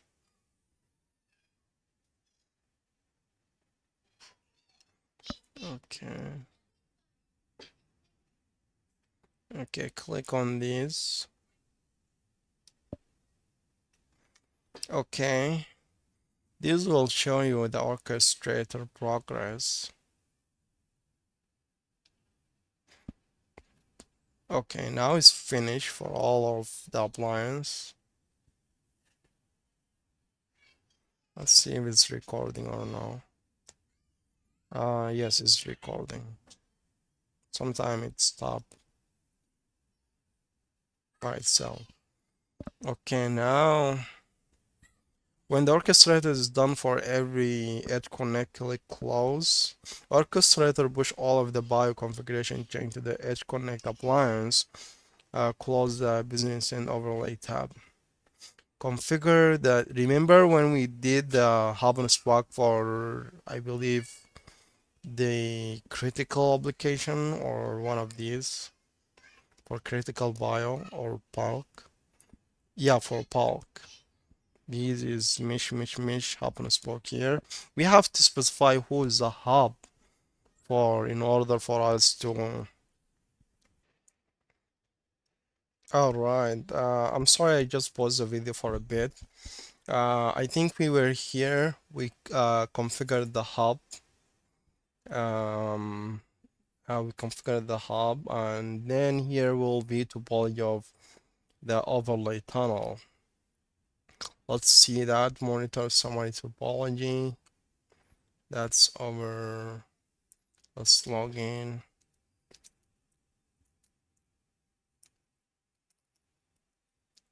Speed dash 1+3.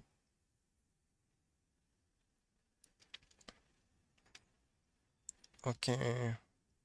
Monitor summary topology. Yeah, we looked at this tool before. We looked at the topology and how it looked. And okay, click all overlay drop down list, review the topology map for each overlay, and then answer this question. All right, we can click the drop down list all for real time. It was mesh, so it would be connected. What you guess for Polk? For Polk app, it's hub and spoke, which is ECV1 was the hub. So this is how it looked. So you can look at the topology based on your bio, business intent overlay. So critical, default, and this underlay. For the bulk, it was like hub and spoke. So this is how it connected. So there's topology for every bio. Answer this question: what's the difference between bulk hub overlay topology than the other? Because we configure the bulk app as hub and spoke. That's why it look like that. Which topology do other overlay have? Mesh. Close the tab. Okay, Bing from um, TG3511, which is this one, I believe, to this server on the internet. Let's see if it's recording. Yep, it's recording. Okay. We can do that. I think we opening. Where is the opening? Oh, okay. Let's see. It says from landing desktop remote to we already remote to this device, I believe. TG3. Yep, we already remoting to this. Is here. Okay, desktop connect orchestrator true view. Check appliance to select all edge appliance. Um, Up in the flow. Okay, we need to look at the flow. Monitor boundaries. Let's see what is that. Monitor boundaries. Oval interface. What we want to look at the boundaries. Flow. Activate receive flow.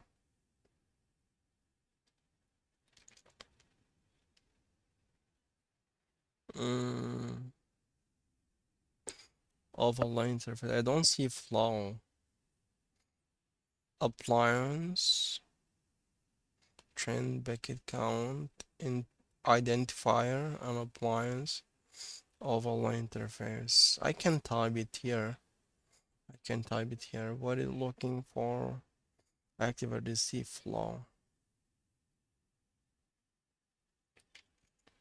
Yeah, I don't see it. Monitor boundaries.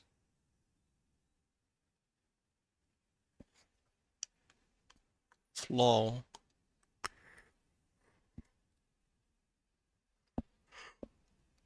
Okay, it's here. Okay.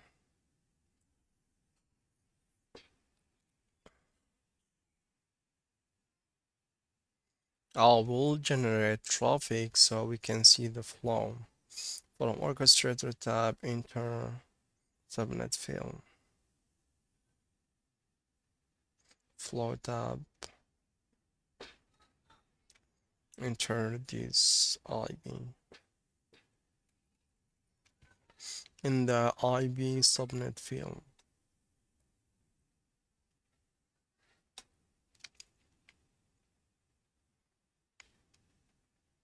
IB subnet field. Okay, we'll put this IP address. Click apply. Uh, okay, here on monitor you can see the flow active and at recent flow. So you can put subnet or IP address. We're putting this IP address on apply. There is many character you can set. VLAN, port, segment, then time, username, role, app group, application, all these settings you can set them. Alright, so I think it will generate flow after that. Bing this IP number command prompt. From the flow tab, click refresh button. Click the show details icon. Okay. Alright, let's do that. Let's do the Bing. Okay. Bing. Bing 11.1.1.11. What I believe.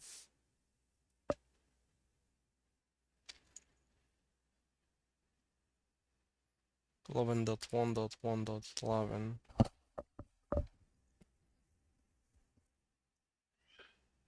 White timeout. Believe we change the default IP gateway. Yeah, we change that. Okay. Hmm. Oh no, that's this one.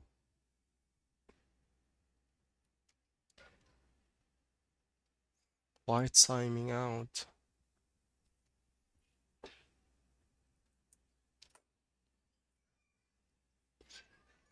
Okay, enter Bing at the command prompt. .1.1.11.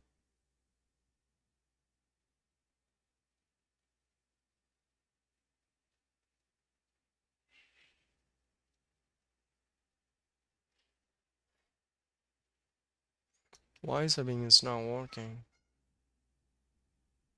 Let's ping the gateway.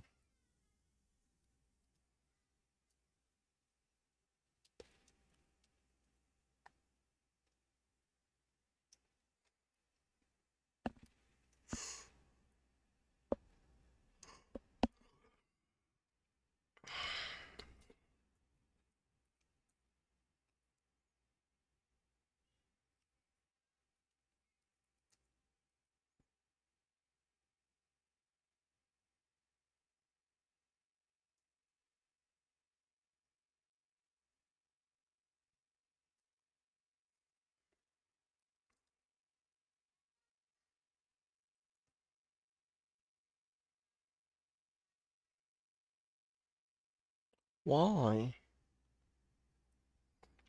Why the request is timing out?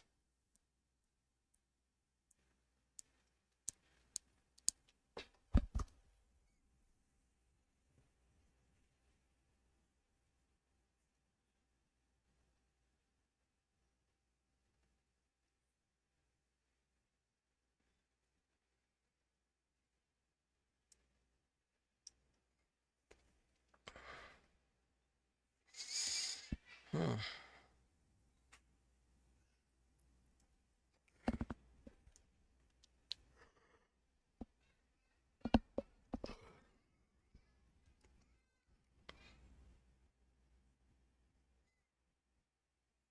Let's do some change.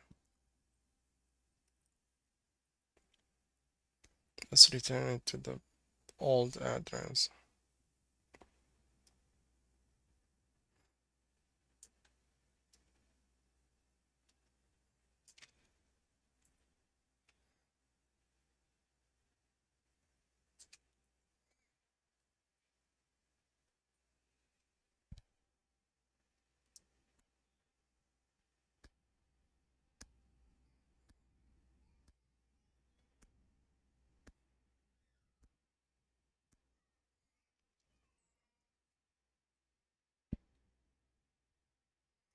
Why is timing out?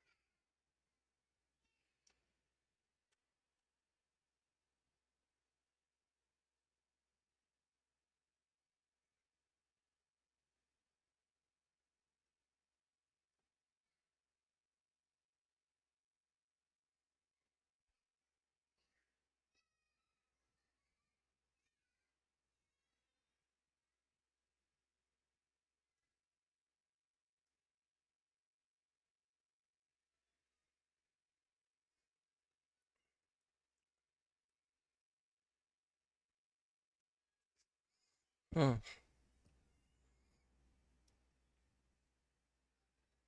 The VRB for, let's see, 4 and 5.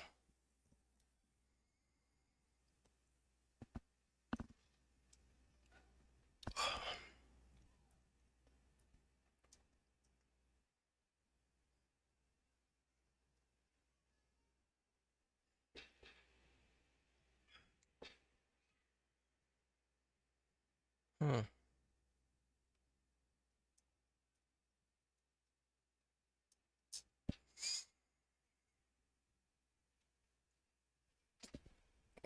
I'm not sure why it's not working.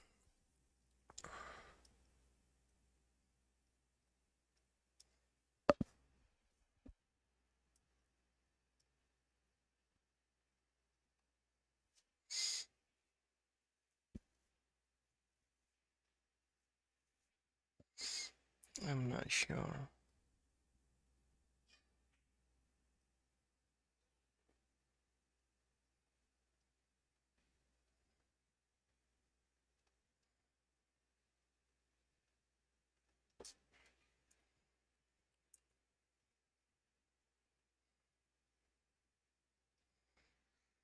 TG, let's connect to this one, TG 101.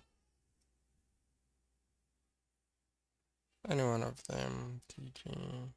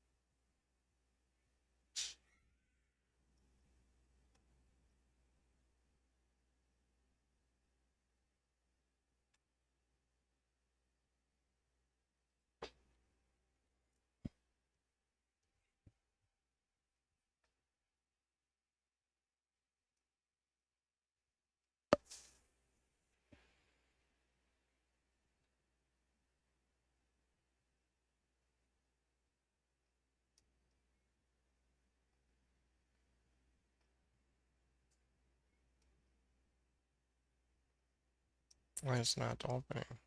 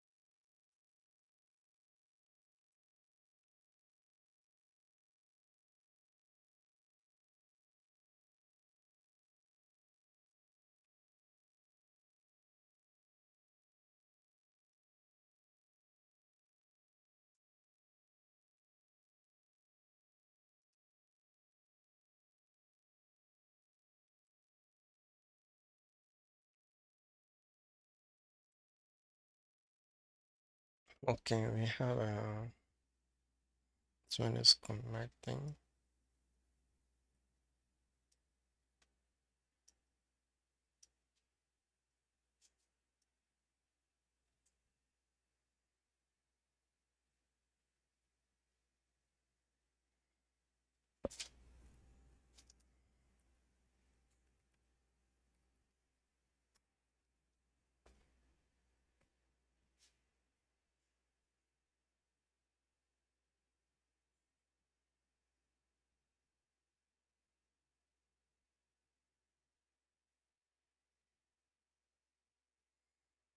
And .10.11 saying unbatchable.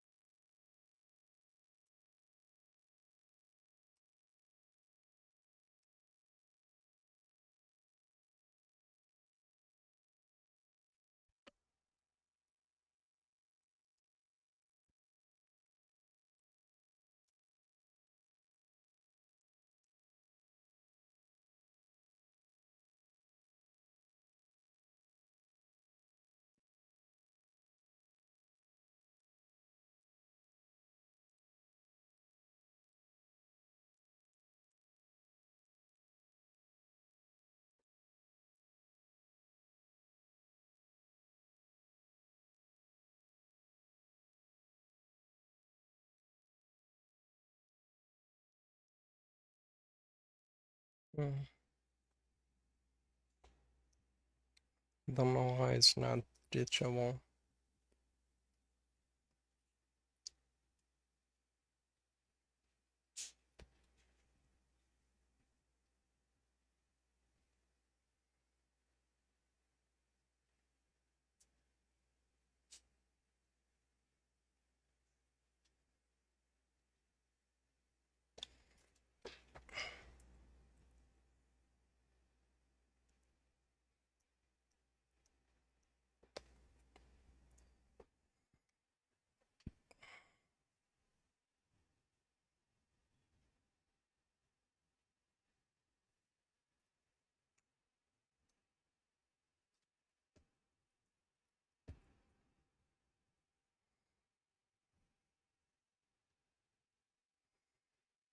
It's not able to ping.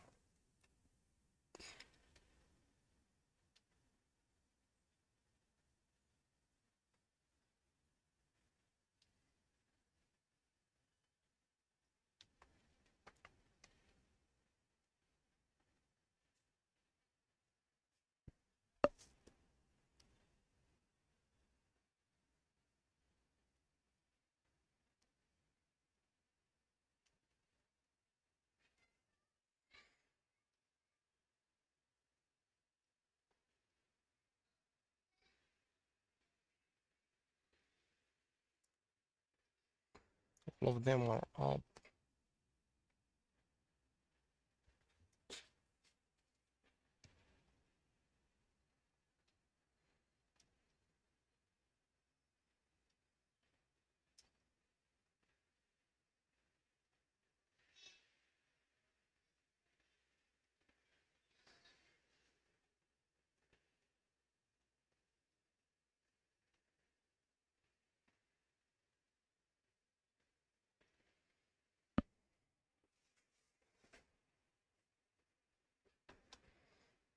All of them are up. Okay, I don't know what's going on.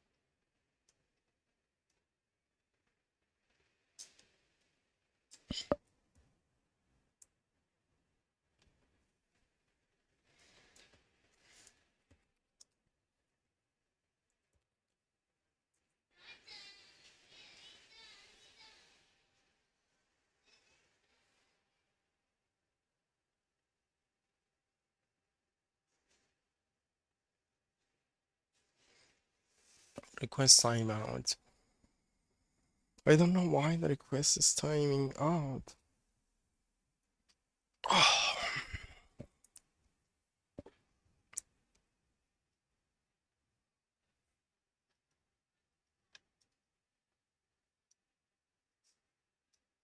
yeah, there's no internet connection for some reason. Since I opened, I saw there is no internet connection.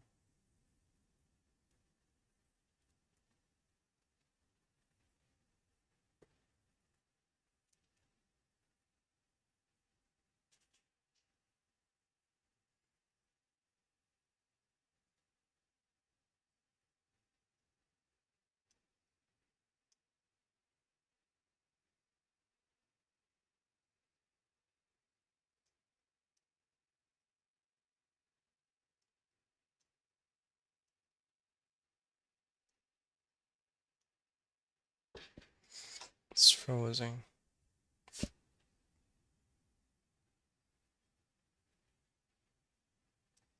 Come on.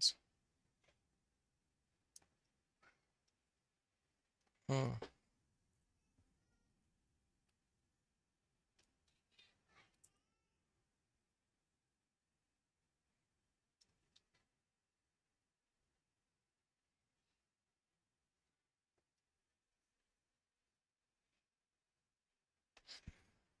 Okay, I think we have to go to the here.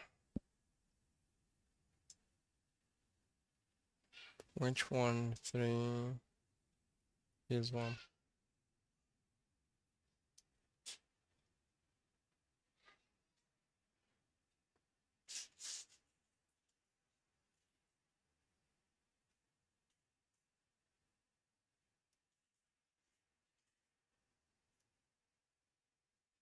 Oh, we can enter this. Hmm.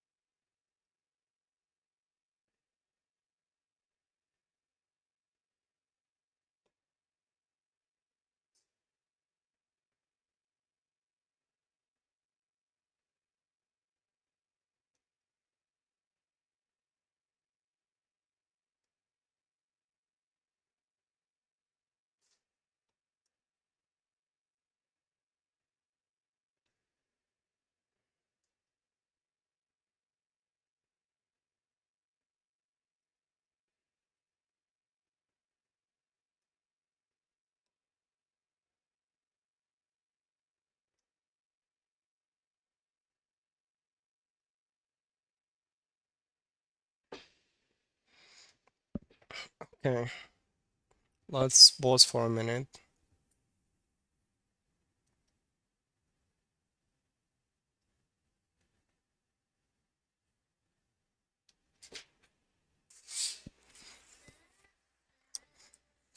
Okay, for some reason this network is disconnected. This network, but for proof of concept, I use this. I don't know, for some reason, before firewall or something. Because I'm using the same topology from yesterday to do lab 2, which is not good. You have to request a new partial to complete lab 2. But anyway, for proof of concept, this is able to make a ping outside. I mean, this one, really one of these one, and I was able to get it work and see the flow here showing ECV2. Yeah, from these it's showing from this source because it showed from ECV2. So ECV2, you can click in the details and it give you a lot of details here about the browse, QA, security action, firewall, blah blah blah blah. Okay. Uh, what this construct us to do here from orchestrator tab, apply, we did that, we did the ping, but not from this source. From the flow refresh, I did refresh, click on flow details icon for the flow that's re is represented and answer the question. Okay, let's do that because definitely we see flow here going across. Oh, maybe it's the time last 15 minutes. But I think that the time it will maybe expire. It should be something about the duration. Alright, refresh. Let's say late hour. Apply. Okay, let's do the ping again. Let's refresh. You see here the flow is a chart.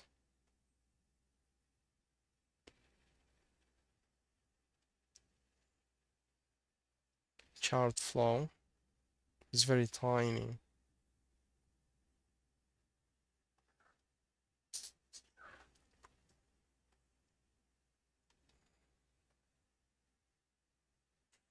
Okay, I can close out. Hit the details and ask the question. Which overlay does the Bing match? Which overlay does the Bing match? Okay, let's see which overlay. You say overlay?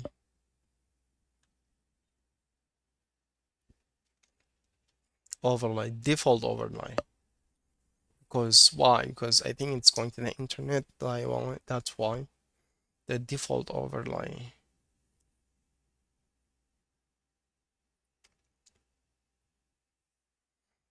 Okay. Because it doesn't match. Bing, I don't think Bing have been matched with any. What's TX reason? Because it's not matching to any other flow. What's the WAN routing? Okay, what's the WAN routing? Let's see that.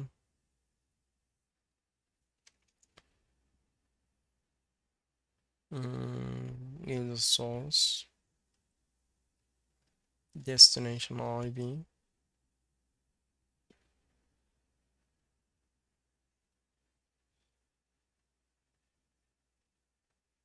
WAN routing is bought through internet one default overlay. It went through the internet one default overlay, which is the WAN routing here.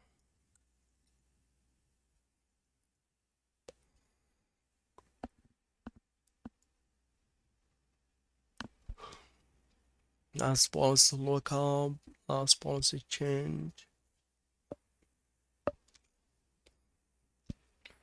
Identify as application ICMB. That's good. Let's identify the application. Network service, network group, network service, protocol ICMB. And all this information is very a lot of good and useful information that you can see.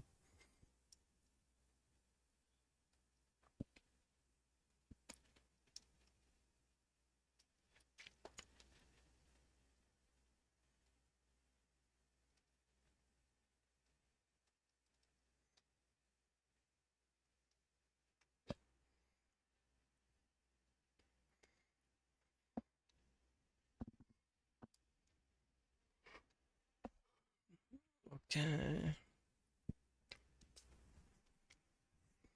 Okay, this is very good and useful information to have about all this. Okay, we answer the question. Now, open the CFS connection between DG 2011 and open connection between them. During this task, you test backhaul CIF. This is what we set up the port number. Remember this CITF backhaul traffic via ECV2. In this red tech environment, UBU1 represent a system on the internet from the TG 2011. Just one moment.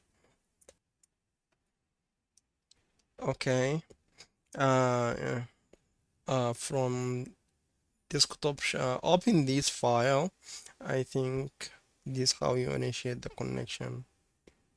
There will now be a CIFS SMB flow using the path through internet critical app tunnel inbound and outbound. Remember we identified CIFS SMB as a port 445 traffic um, in the critical app overlay SEL. This flow will show up in the flow table as application TCP 445 being a file transfer application. CF SMB would properly be placed in the pile which listed several file sharing application in the overlay ACL. When configuring the critical app or run permitting CIF SMB in the overlay SEL was created. That's why this traffic is now using the critical app, not the default. Okay, let's initiate that connection and see here. Why this connection is just not showing anymore? Okay, no. No, I don't know. Okay, open this where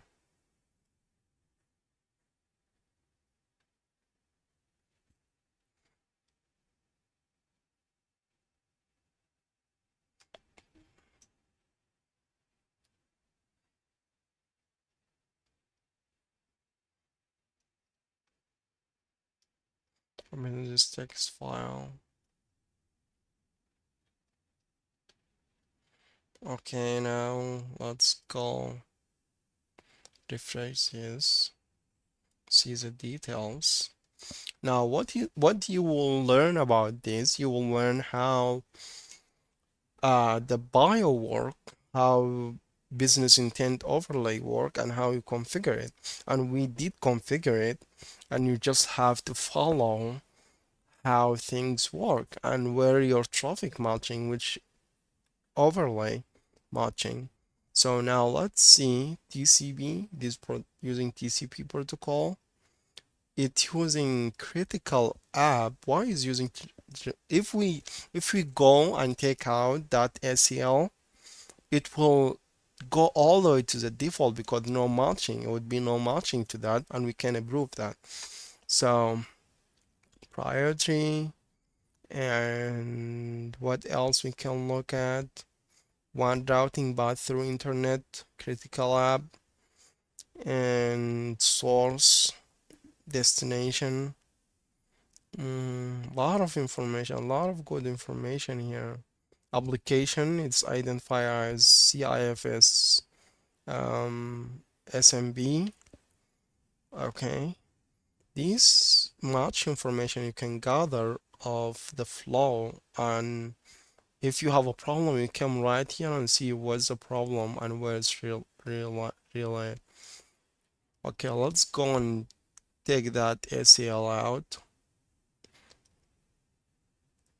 Remember, we configure it here. Okay.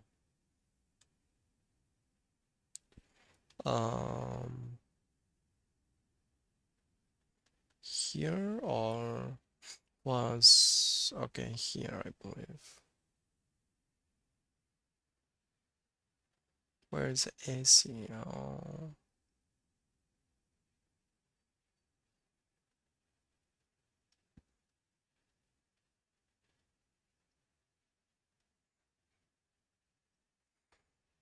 Okay, box, Dropbox, application. Hmm. Or in the right one.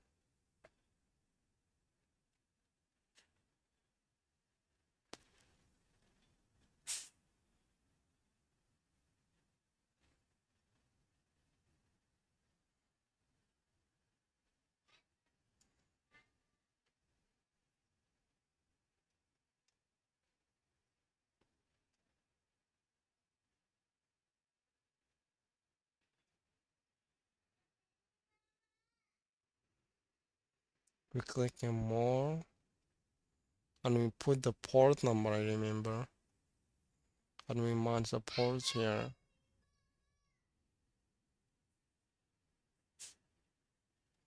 Delete this.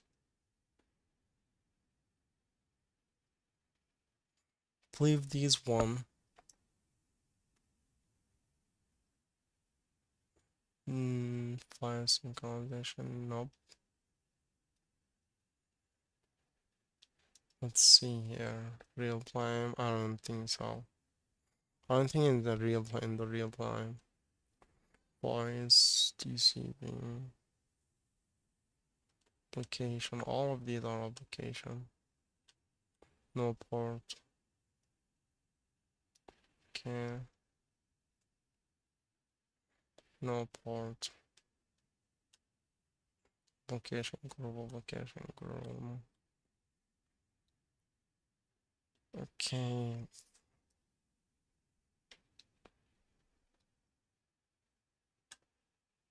Oh yeah, I'm sorry, I was in the. Let me close all these out. Generate the traffic again. Flow. Okay, let's hit details. It using critical app. I was in the park. Uh, yeah, it's in the critical app. It's right here. If we delete this, if we delete this port for 445, it will no match for it and we go to the default next time. 445. Okay, just I will put it again back. Okay, now I delete it. Save. Okay. Okay.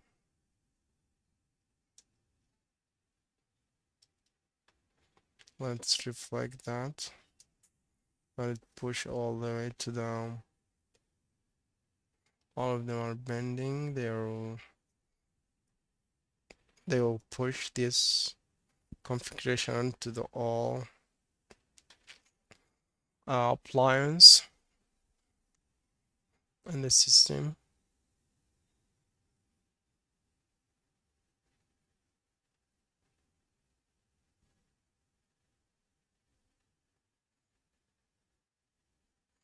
Okay, done. Done.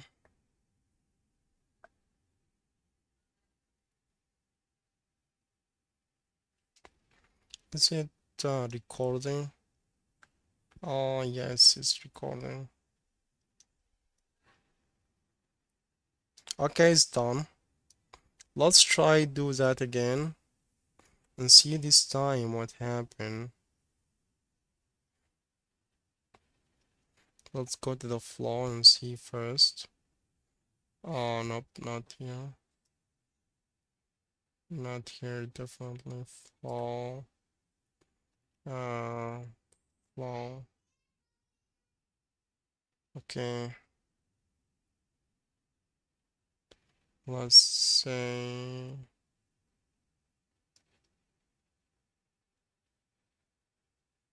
anytime. Refresh this. Fly.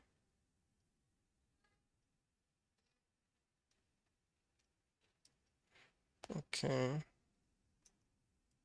let's initiate this connection.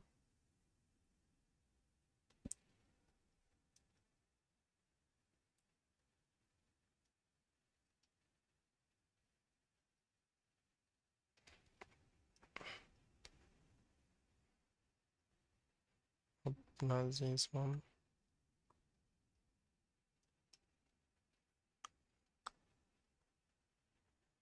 Open.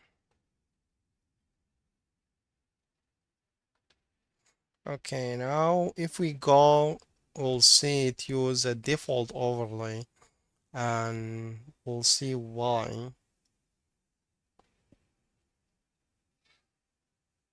Oh, critical app still.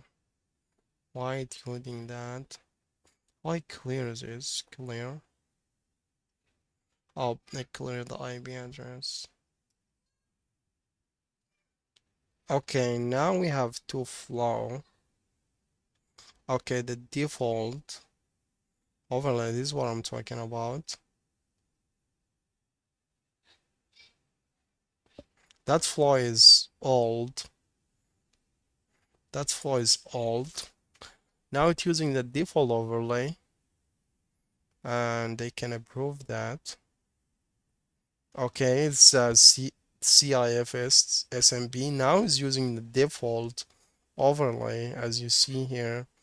And that's why because I deleted that ACL and now it's falling back all the way to the default. So how it work, it goes like this. If it doesn't match in the real time, you go to the critical, go to the pod, go to the default if it's not matching any. So this is a default here. Before it was matching this ACL here. That's why and that's how you shape your traffic and how you identify your traffic here in the flow. See how the traffic goes. Can I delete this? I'm not sure. But yes,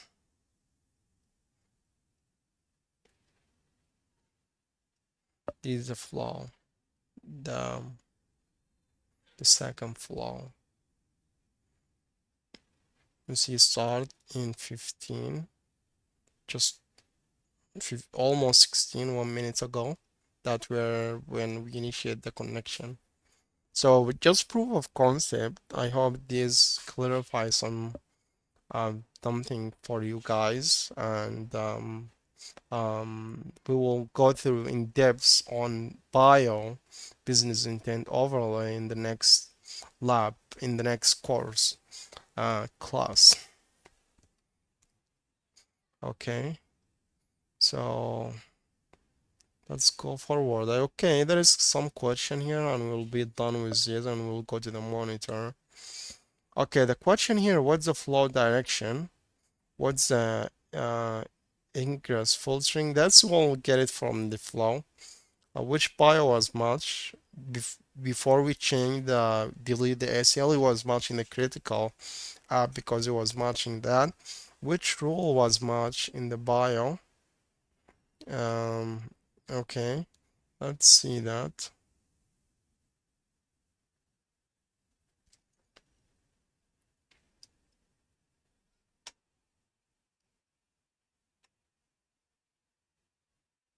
Before, where the rule, flow rule,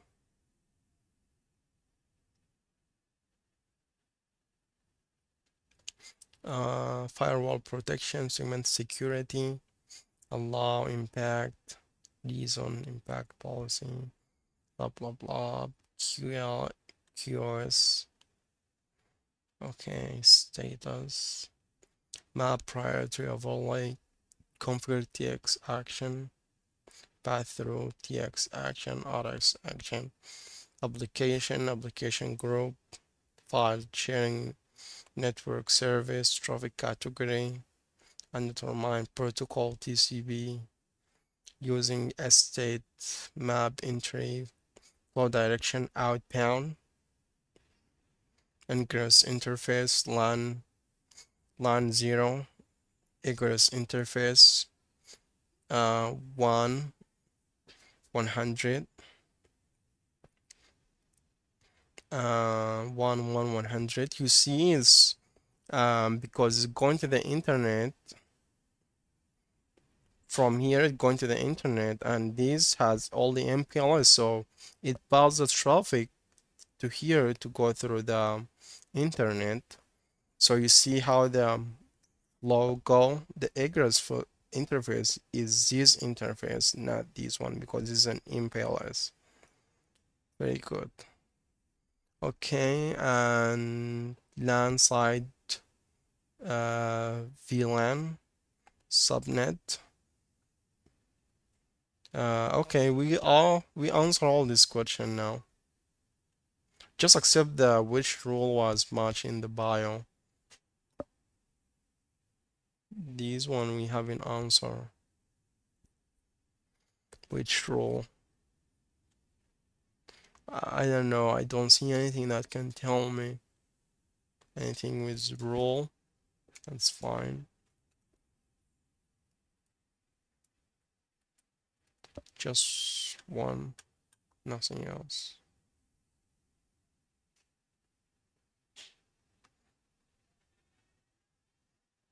Segment.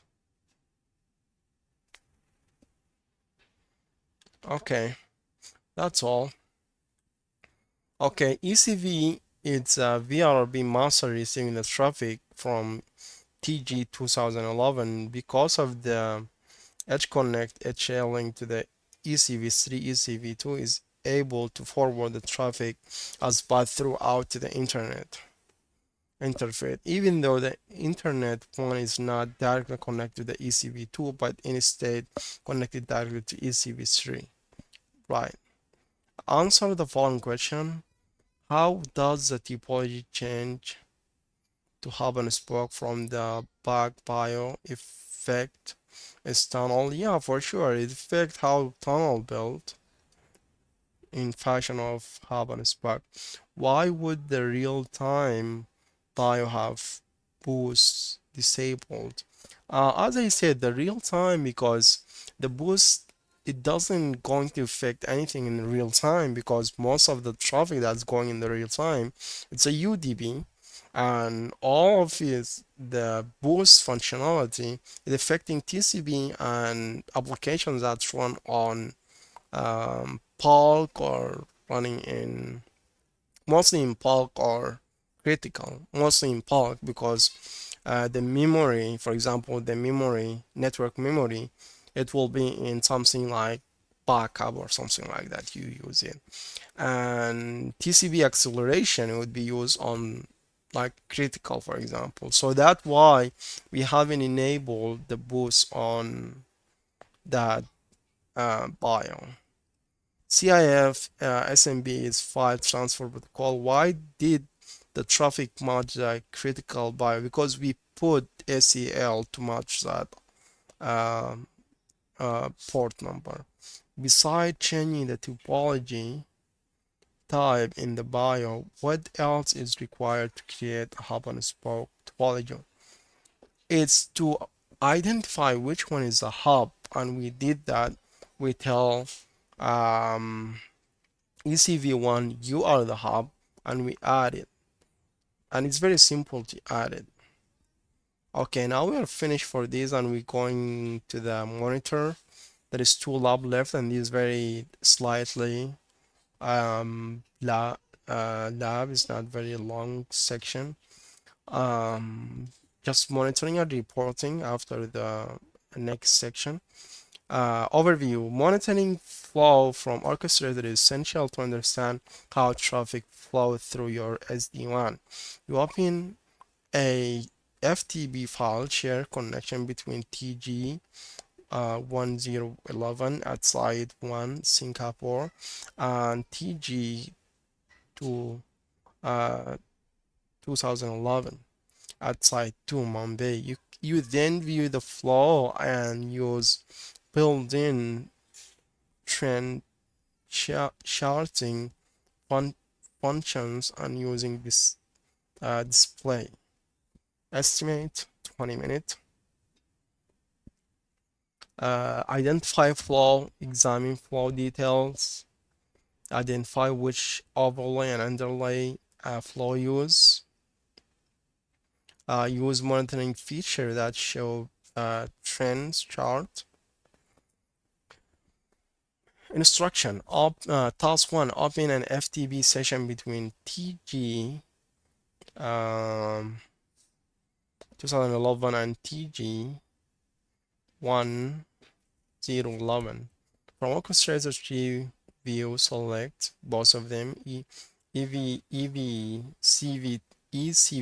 and ECV2.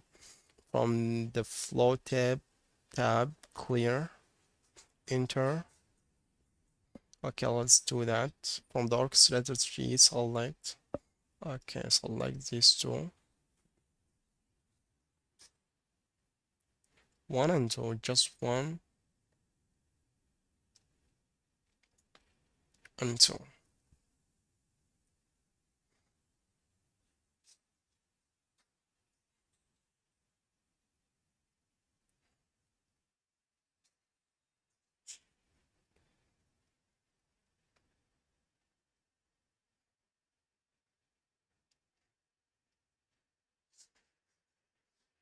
Oh, look at this flow. Wow, lot of flow.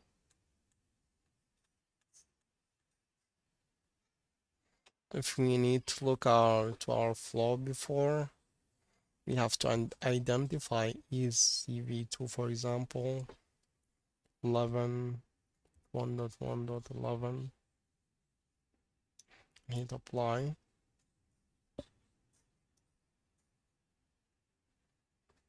and we see flow for that destination.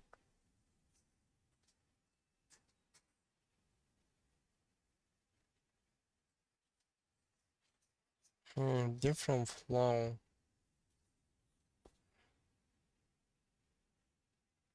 These are two flow that we were, oh no, not this one. Which port? Yes, these two. Port 445. And the other one, I don't know what it is, unknown. The user. Oh, ICMB, I see. These are ICMB package before we're sent. ICMB and this. Okay, I can see that from here. Okay, now we want to select ECV1 and ECV2. Okay, and what we want to do after select them from flow, tab clear. Okay, clear. We clear it. We select these two trace. These all the trace route we did, and blah blah ICMB. All these just ICMB and trace route. Okay. Now, what else? From the flow tab, clear, enter this IB in the subnet. We need to know what we want to do. I believe this destination for one of these 11. What again? 10, 11.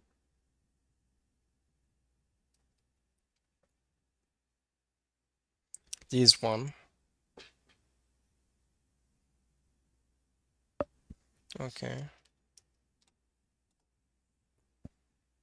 Let's do that and hit apply. Okay, verify that only active is selected. If not, click enable to deselect it so that all the active flow appear. Apply all the active. Okay, active where active.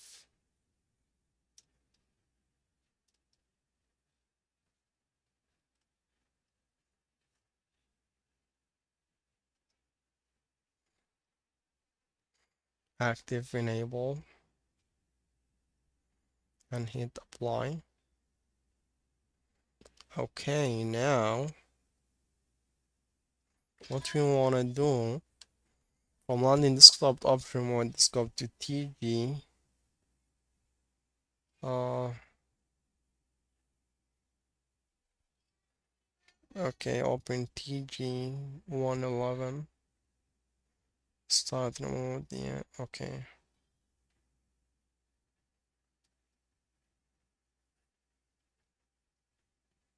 This one. Hope it's open. Okay, it's open now. Okay, open files, yo. Click from files, yo. Quick connect, drop down, click. Anonymous. Okay, 2011. You will see information scroll to FTP. Information, you will see information scrolling in the top window of the FTP window, green font usually indicate the connection is established as expected. You should see directory listed successful when connecting. The UFTP flow between TG1011 and TG2011. Okay, let's do that real quick.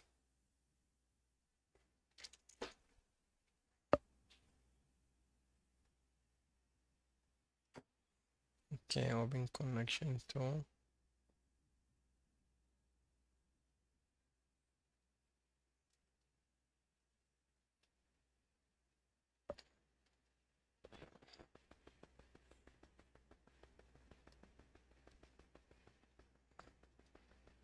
How do I connect? Let's go back.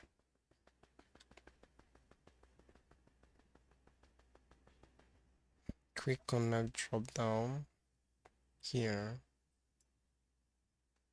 Quick connect. Anonymous 2011. Connecting. Resolve address connecting. Let's see if this gets connect. I think there is problem in the network. One of them is not connecting properly because firewall or something. Connection timeout. Could not connect. Wait, reply resolve. Try to connect again. Hmm. Let me try to bing that IB.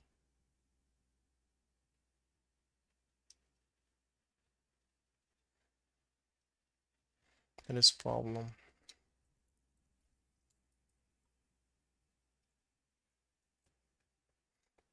Yeah, there is no any bingo. Okay, destination unreachable. Let's see if there is any flow showing here. No, nothing. No any flow.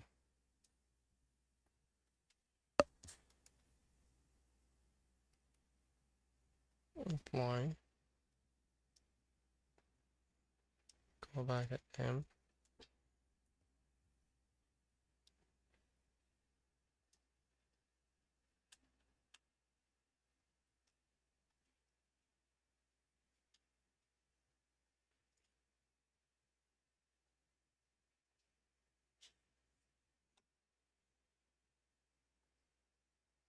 No any flow.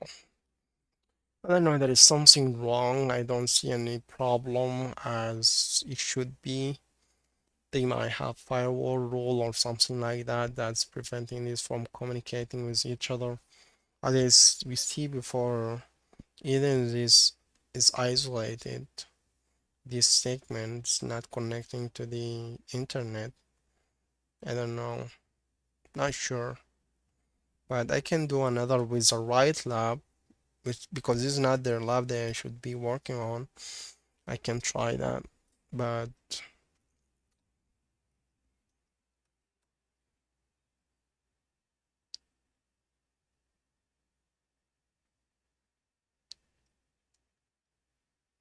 let me see what he's saying.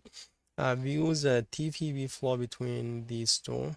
From orchestrator low tab, click the refresh button.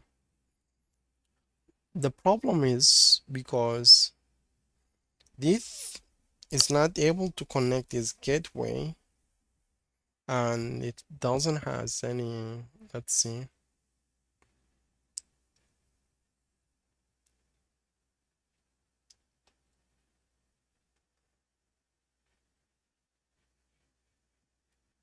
there is no internet connection as you see, and its gateway is not being able.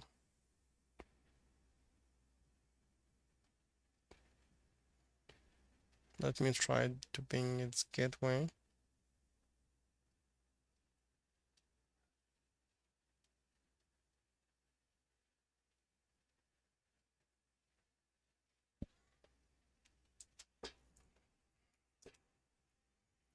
Ten not 10 not 100.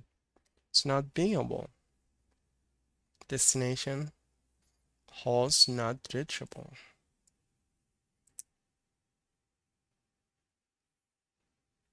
From itself. Reply from itself.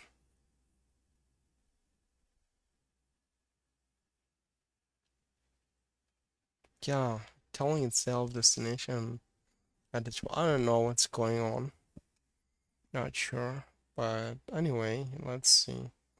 Open the flow details window for the flow via ECV tool. Review its output and then close the window. Answer the question. Open the flow details window for the flow via ECV2, review its output, and then close the window. Answer this question. Which overlay did the FTP flow match? What's the flow destination for each flow? Direction, flow direction.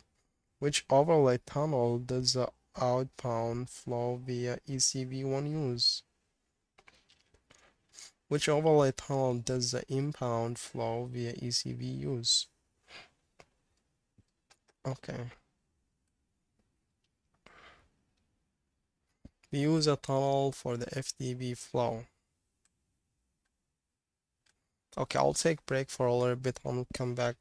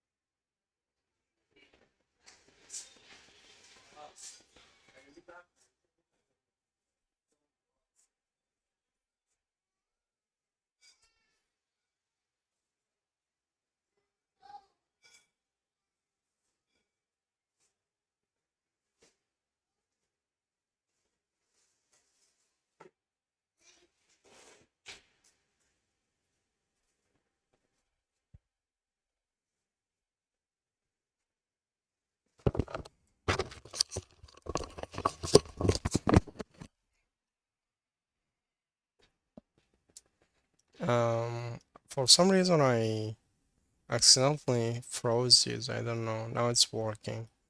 Okay, I'm just doing some troubleshooting here. Not troubleshooting, monitoring, which showing the monitoring trend, which is very cool feature that they have. You go configuration, network, no, monitoring, bandwidth, and you go to um, what is that? Application flow trend, uh, trend here. You go to this. Okay, I think this different or what? Let's close this, close some stuff. Appliance flow trend, monitor, appliance trend, yes, here, appliance trend. So this will show you the traffic that's going through appliance. You can check here for real time. So you can see real time here, like non-TCP one LAN, TCP acceleration one LAN, TCP not accelerated one, and yeah, and LAN. Okay, this for ECV2 and this for ECV1. We're generating some Bing traffic. Okay, should be showing here as non-TCP1.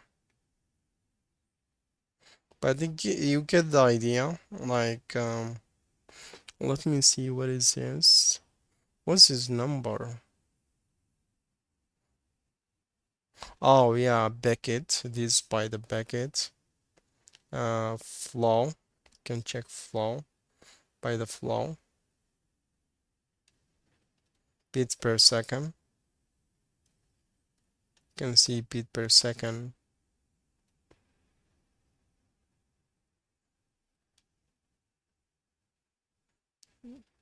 12 kilobit, which is very low.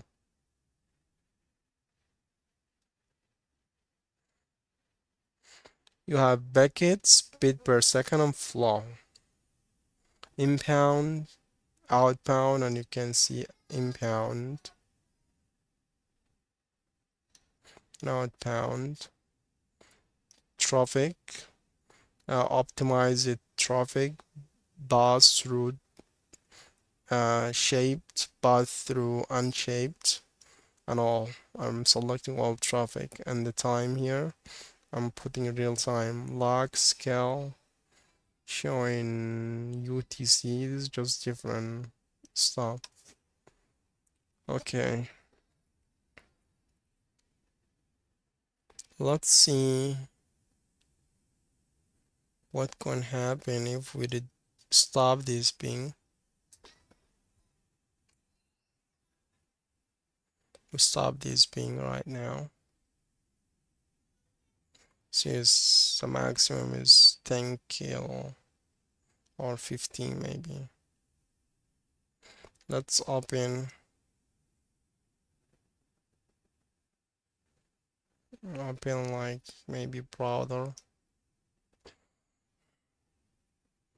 This internet, this breakthrough traffic.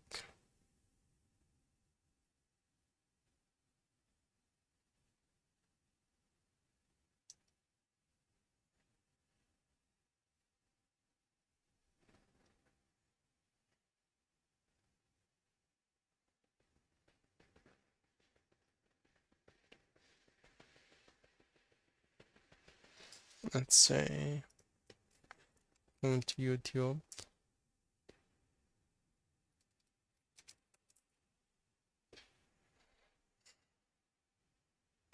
Uh,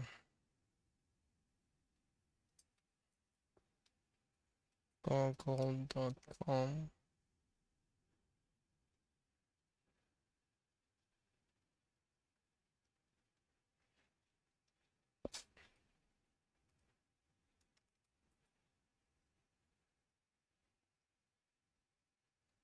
Let's hit on this.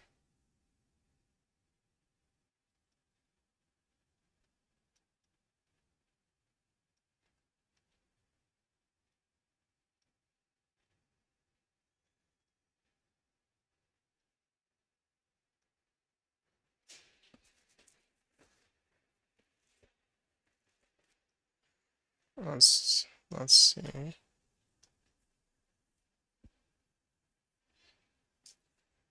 Uh, Open tab as a default. Okay, this is open server.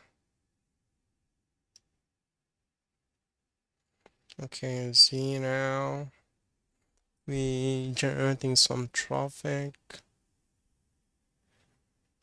Okay, you get the idea. Like you would see, not specific. Okay, by the flow. Let's see by the flow. How you see? It would give you per bit per second. Okay, flow. I don't know is it different between them, but it's very good feature or thing you can look at when you're troubleshooting. Select the these option on the tunnel bandwidth trim.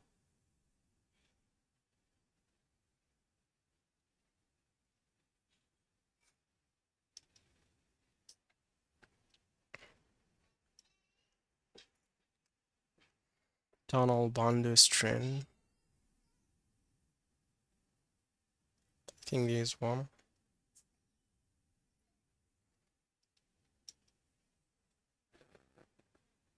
Serial time. Traffic class. Real time in shaper trend. Total shaped.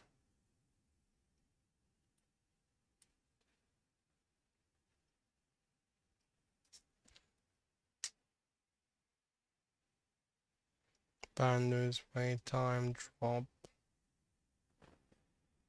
Traffic class inbound outbound. Okay, can stop this. Can stop this. So okay, select this option, click and refresh. The graph for ECV2 bulk app show the data that flow from TG 1011 to ECV1 to ECV2 on the way to TG 2011. Outbound bit per second, real time. Okay, same thing what we were looking at. Okay, the graph for is it CVT1 bulk app show the data that's flow from TG 2011 to CV2 to TC1 on the way to TG 1011. Click show on the label. That's graph. I don't see these things that he's talking about. Let's let me do this.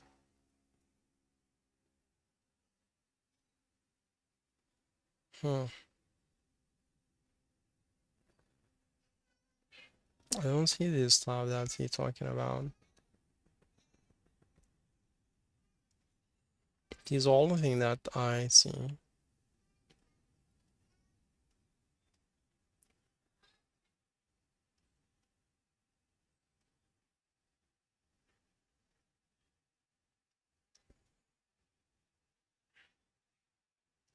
Okay. Click show and delay below the graph.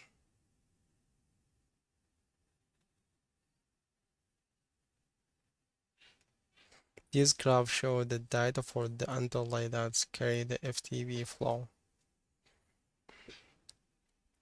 I don't know where he talking about as this one. Underlay tunnel.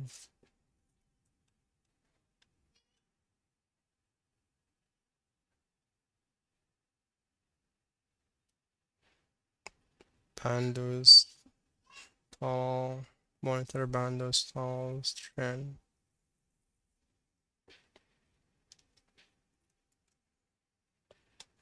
Okay, we are opening application flow trend and Shaper trend, but he opening the tunnel trend.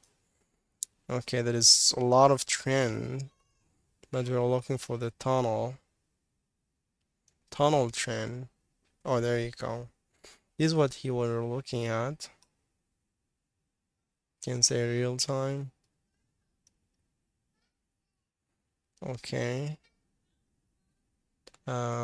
We clicking. Okay, let's just CV ECV tool. Click on ECV tool. Click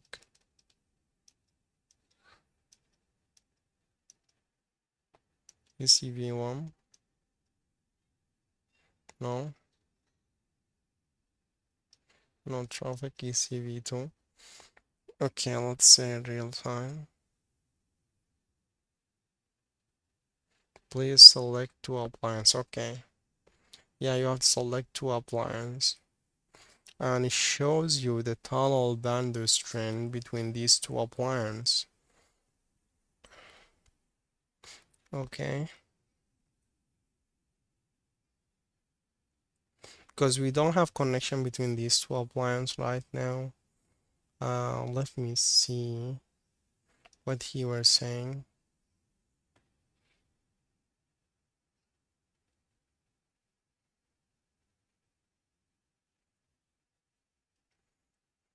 Um, from these or these, whatever, whichever one.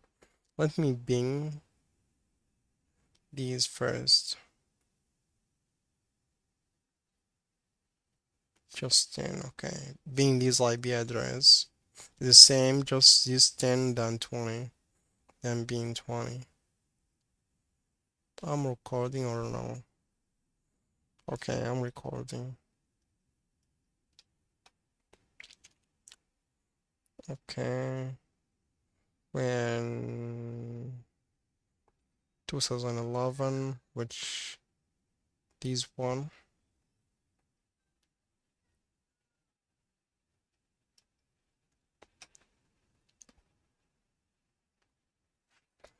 say IB config.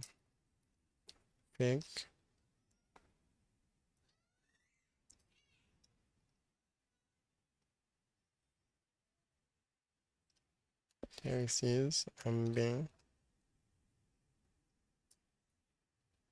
is 10.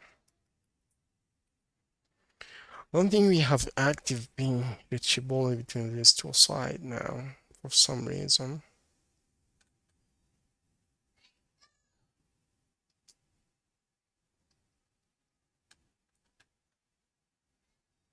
We don't. Okay, we just keep going. Okay, we'll look at that later next time. But here, this tunnel band trend did the tunnel between these two appliances. So all the tunnels, ECV1, ECV2 to ECV, back and forth to ECV2 critical app to ECV1 critical app to ECV2 default overlay, ECV1 two-way in the two-way. So critical default real-time bulk. So we have it all. LAN WAN ratio. And we have all overlay. Yeah, we can identify which overlay we want to look at. All underlay. This will give you all the underlay. If you want to see how many tunnel you have between 12 lines, you can come here and see. Have a look. Okay, tunnel filter. Can I, these all the tunnel that's been built between these 12 lines. You can filter by any tunnel. All overlay. Packet, byte, inbound, outbound, large scale, payload. It's very good things to look at. These trend things is really nice to look at and see for troubleshooting. I remember when we were working in this, I was working with one customer that used his appliance. We most of the time we would have a call from site saying they have very slow internet. So troubleshoot is really good start point to start with. Identify flow or tunnel, which identify application, then identify tunnel, and then troubleshoot based on that. Okay.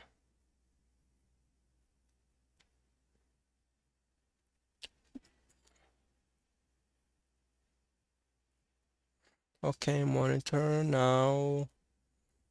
Click on monitor bandwidth. Appliance trend. We look at this earlier. 12-in bandwidth trend.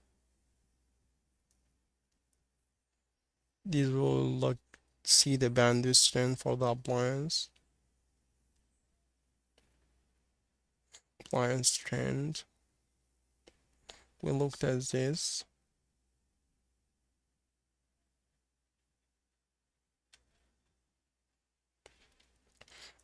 Straight of Aruba SD WAN is the monitoring option.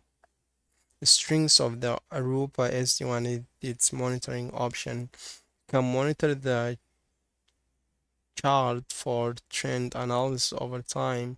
Some monitor features have real-time view option, while others display data after 1 hour or more.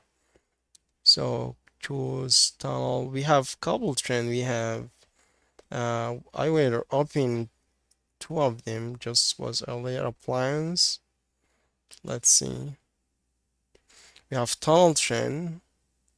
We have flow trend, which is appliance, and we have another trend, QoS trend. We have appliance trend. Yeah, we have like four of them. Latency trend, jitter, loss, MOS. Let's see the loss or latency. How about latency? Sometimes you want to look at the latency and you will see per tunnel. These very good features that they have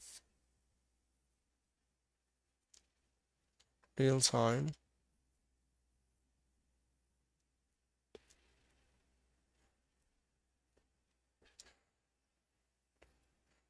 Look at the latency.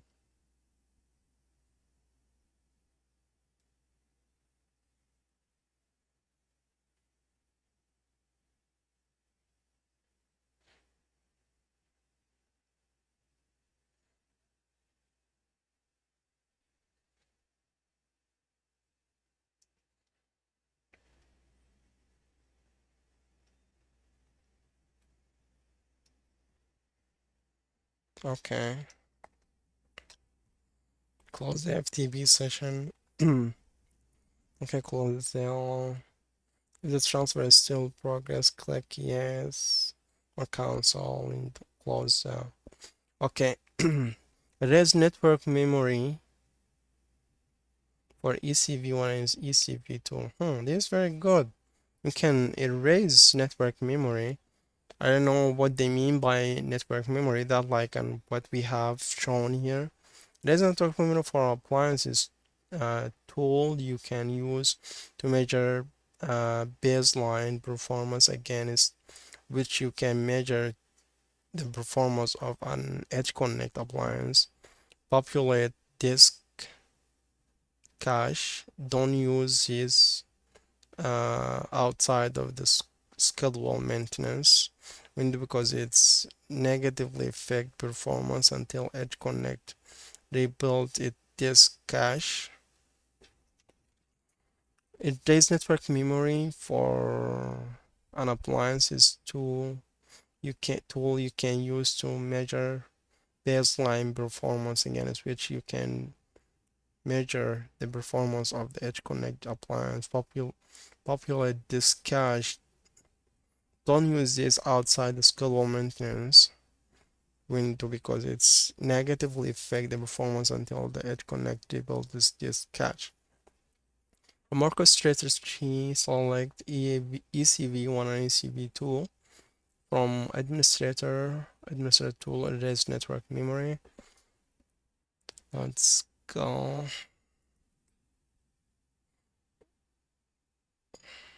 administration tool, erase network memory.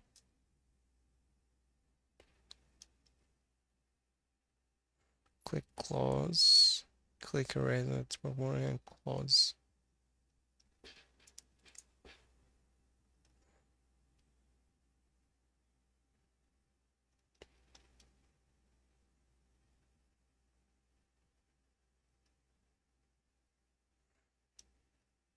I thought this would raise the cache for what is being shown here.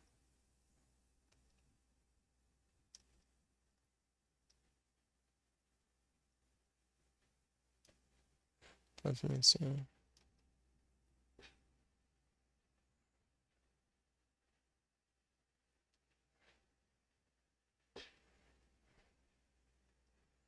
No refresh.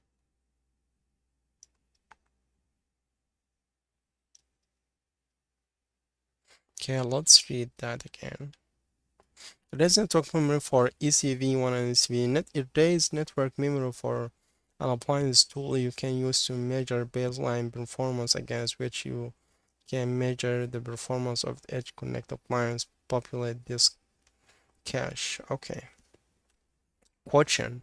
Answer the following question. What useful information does a flow detail provide? What useful information does flow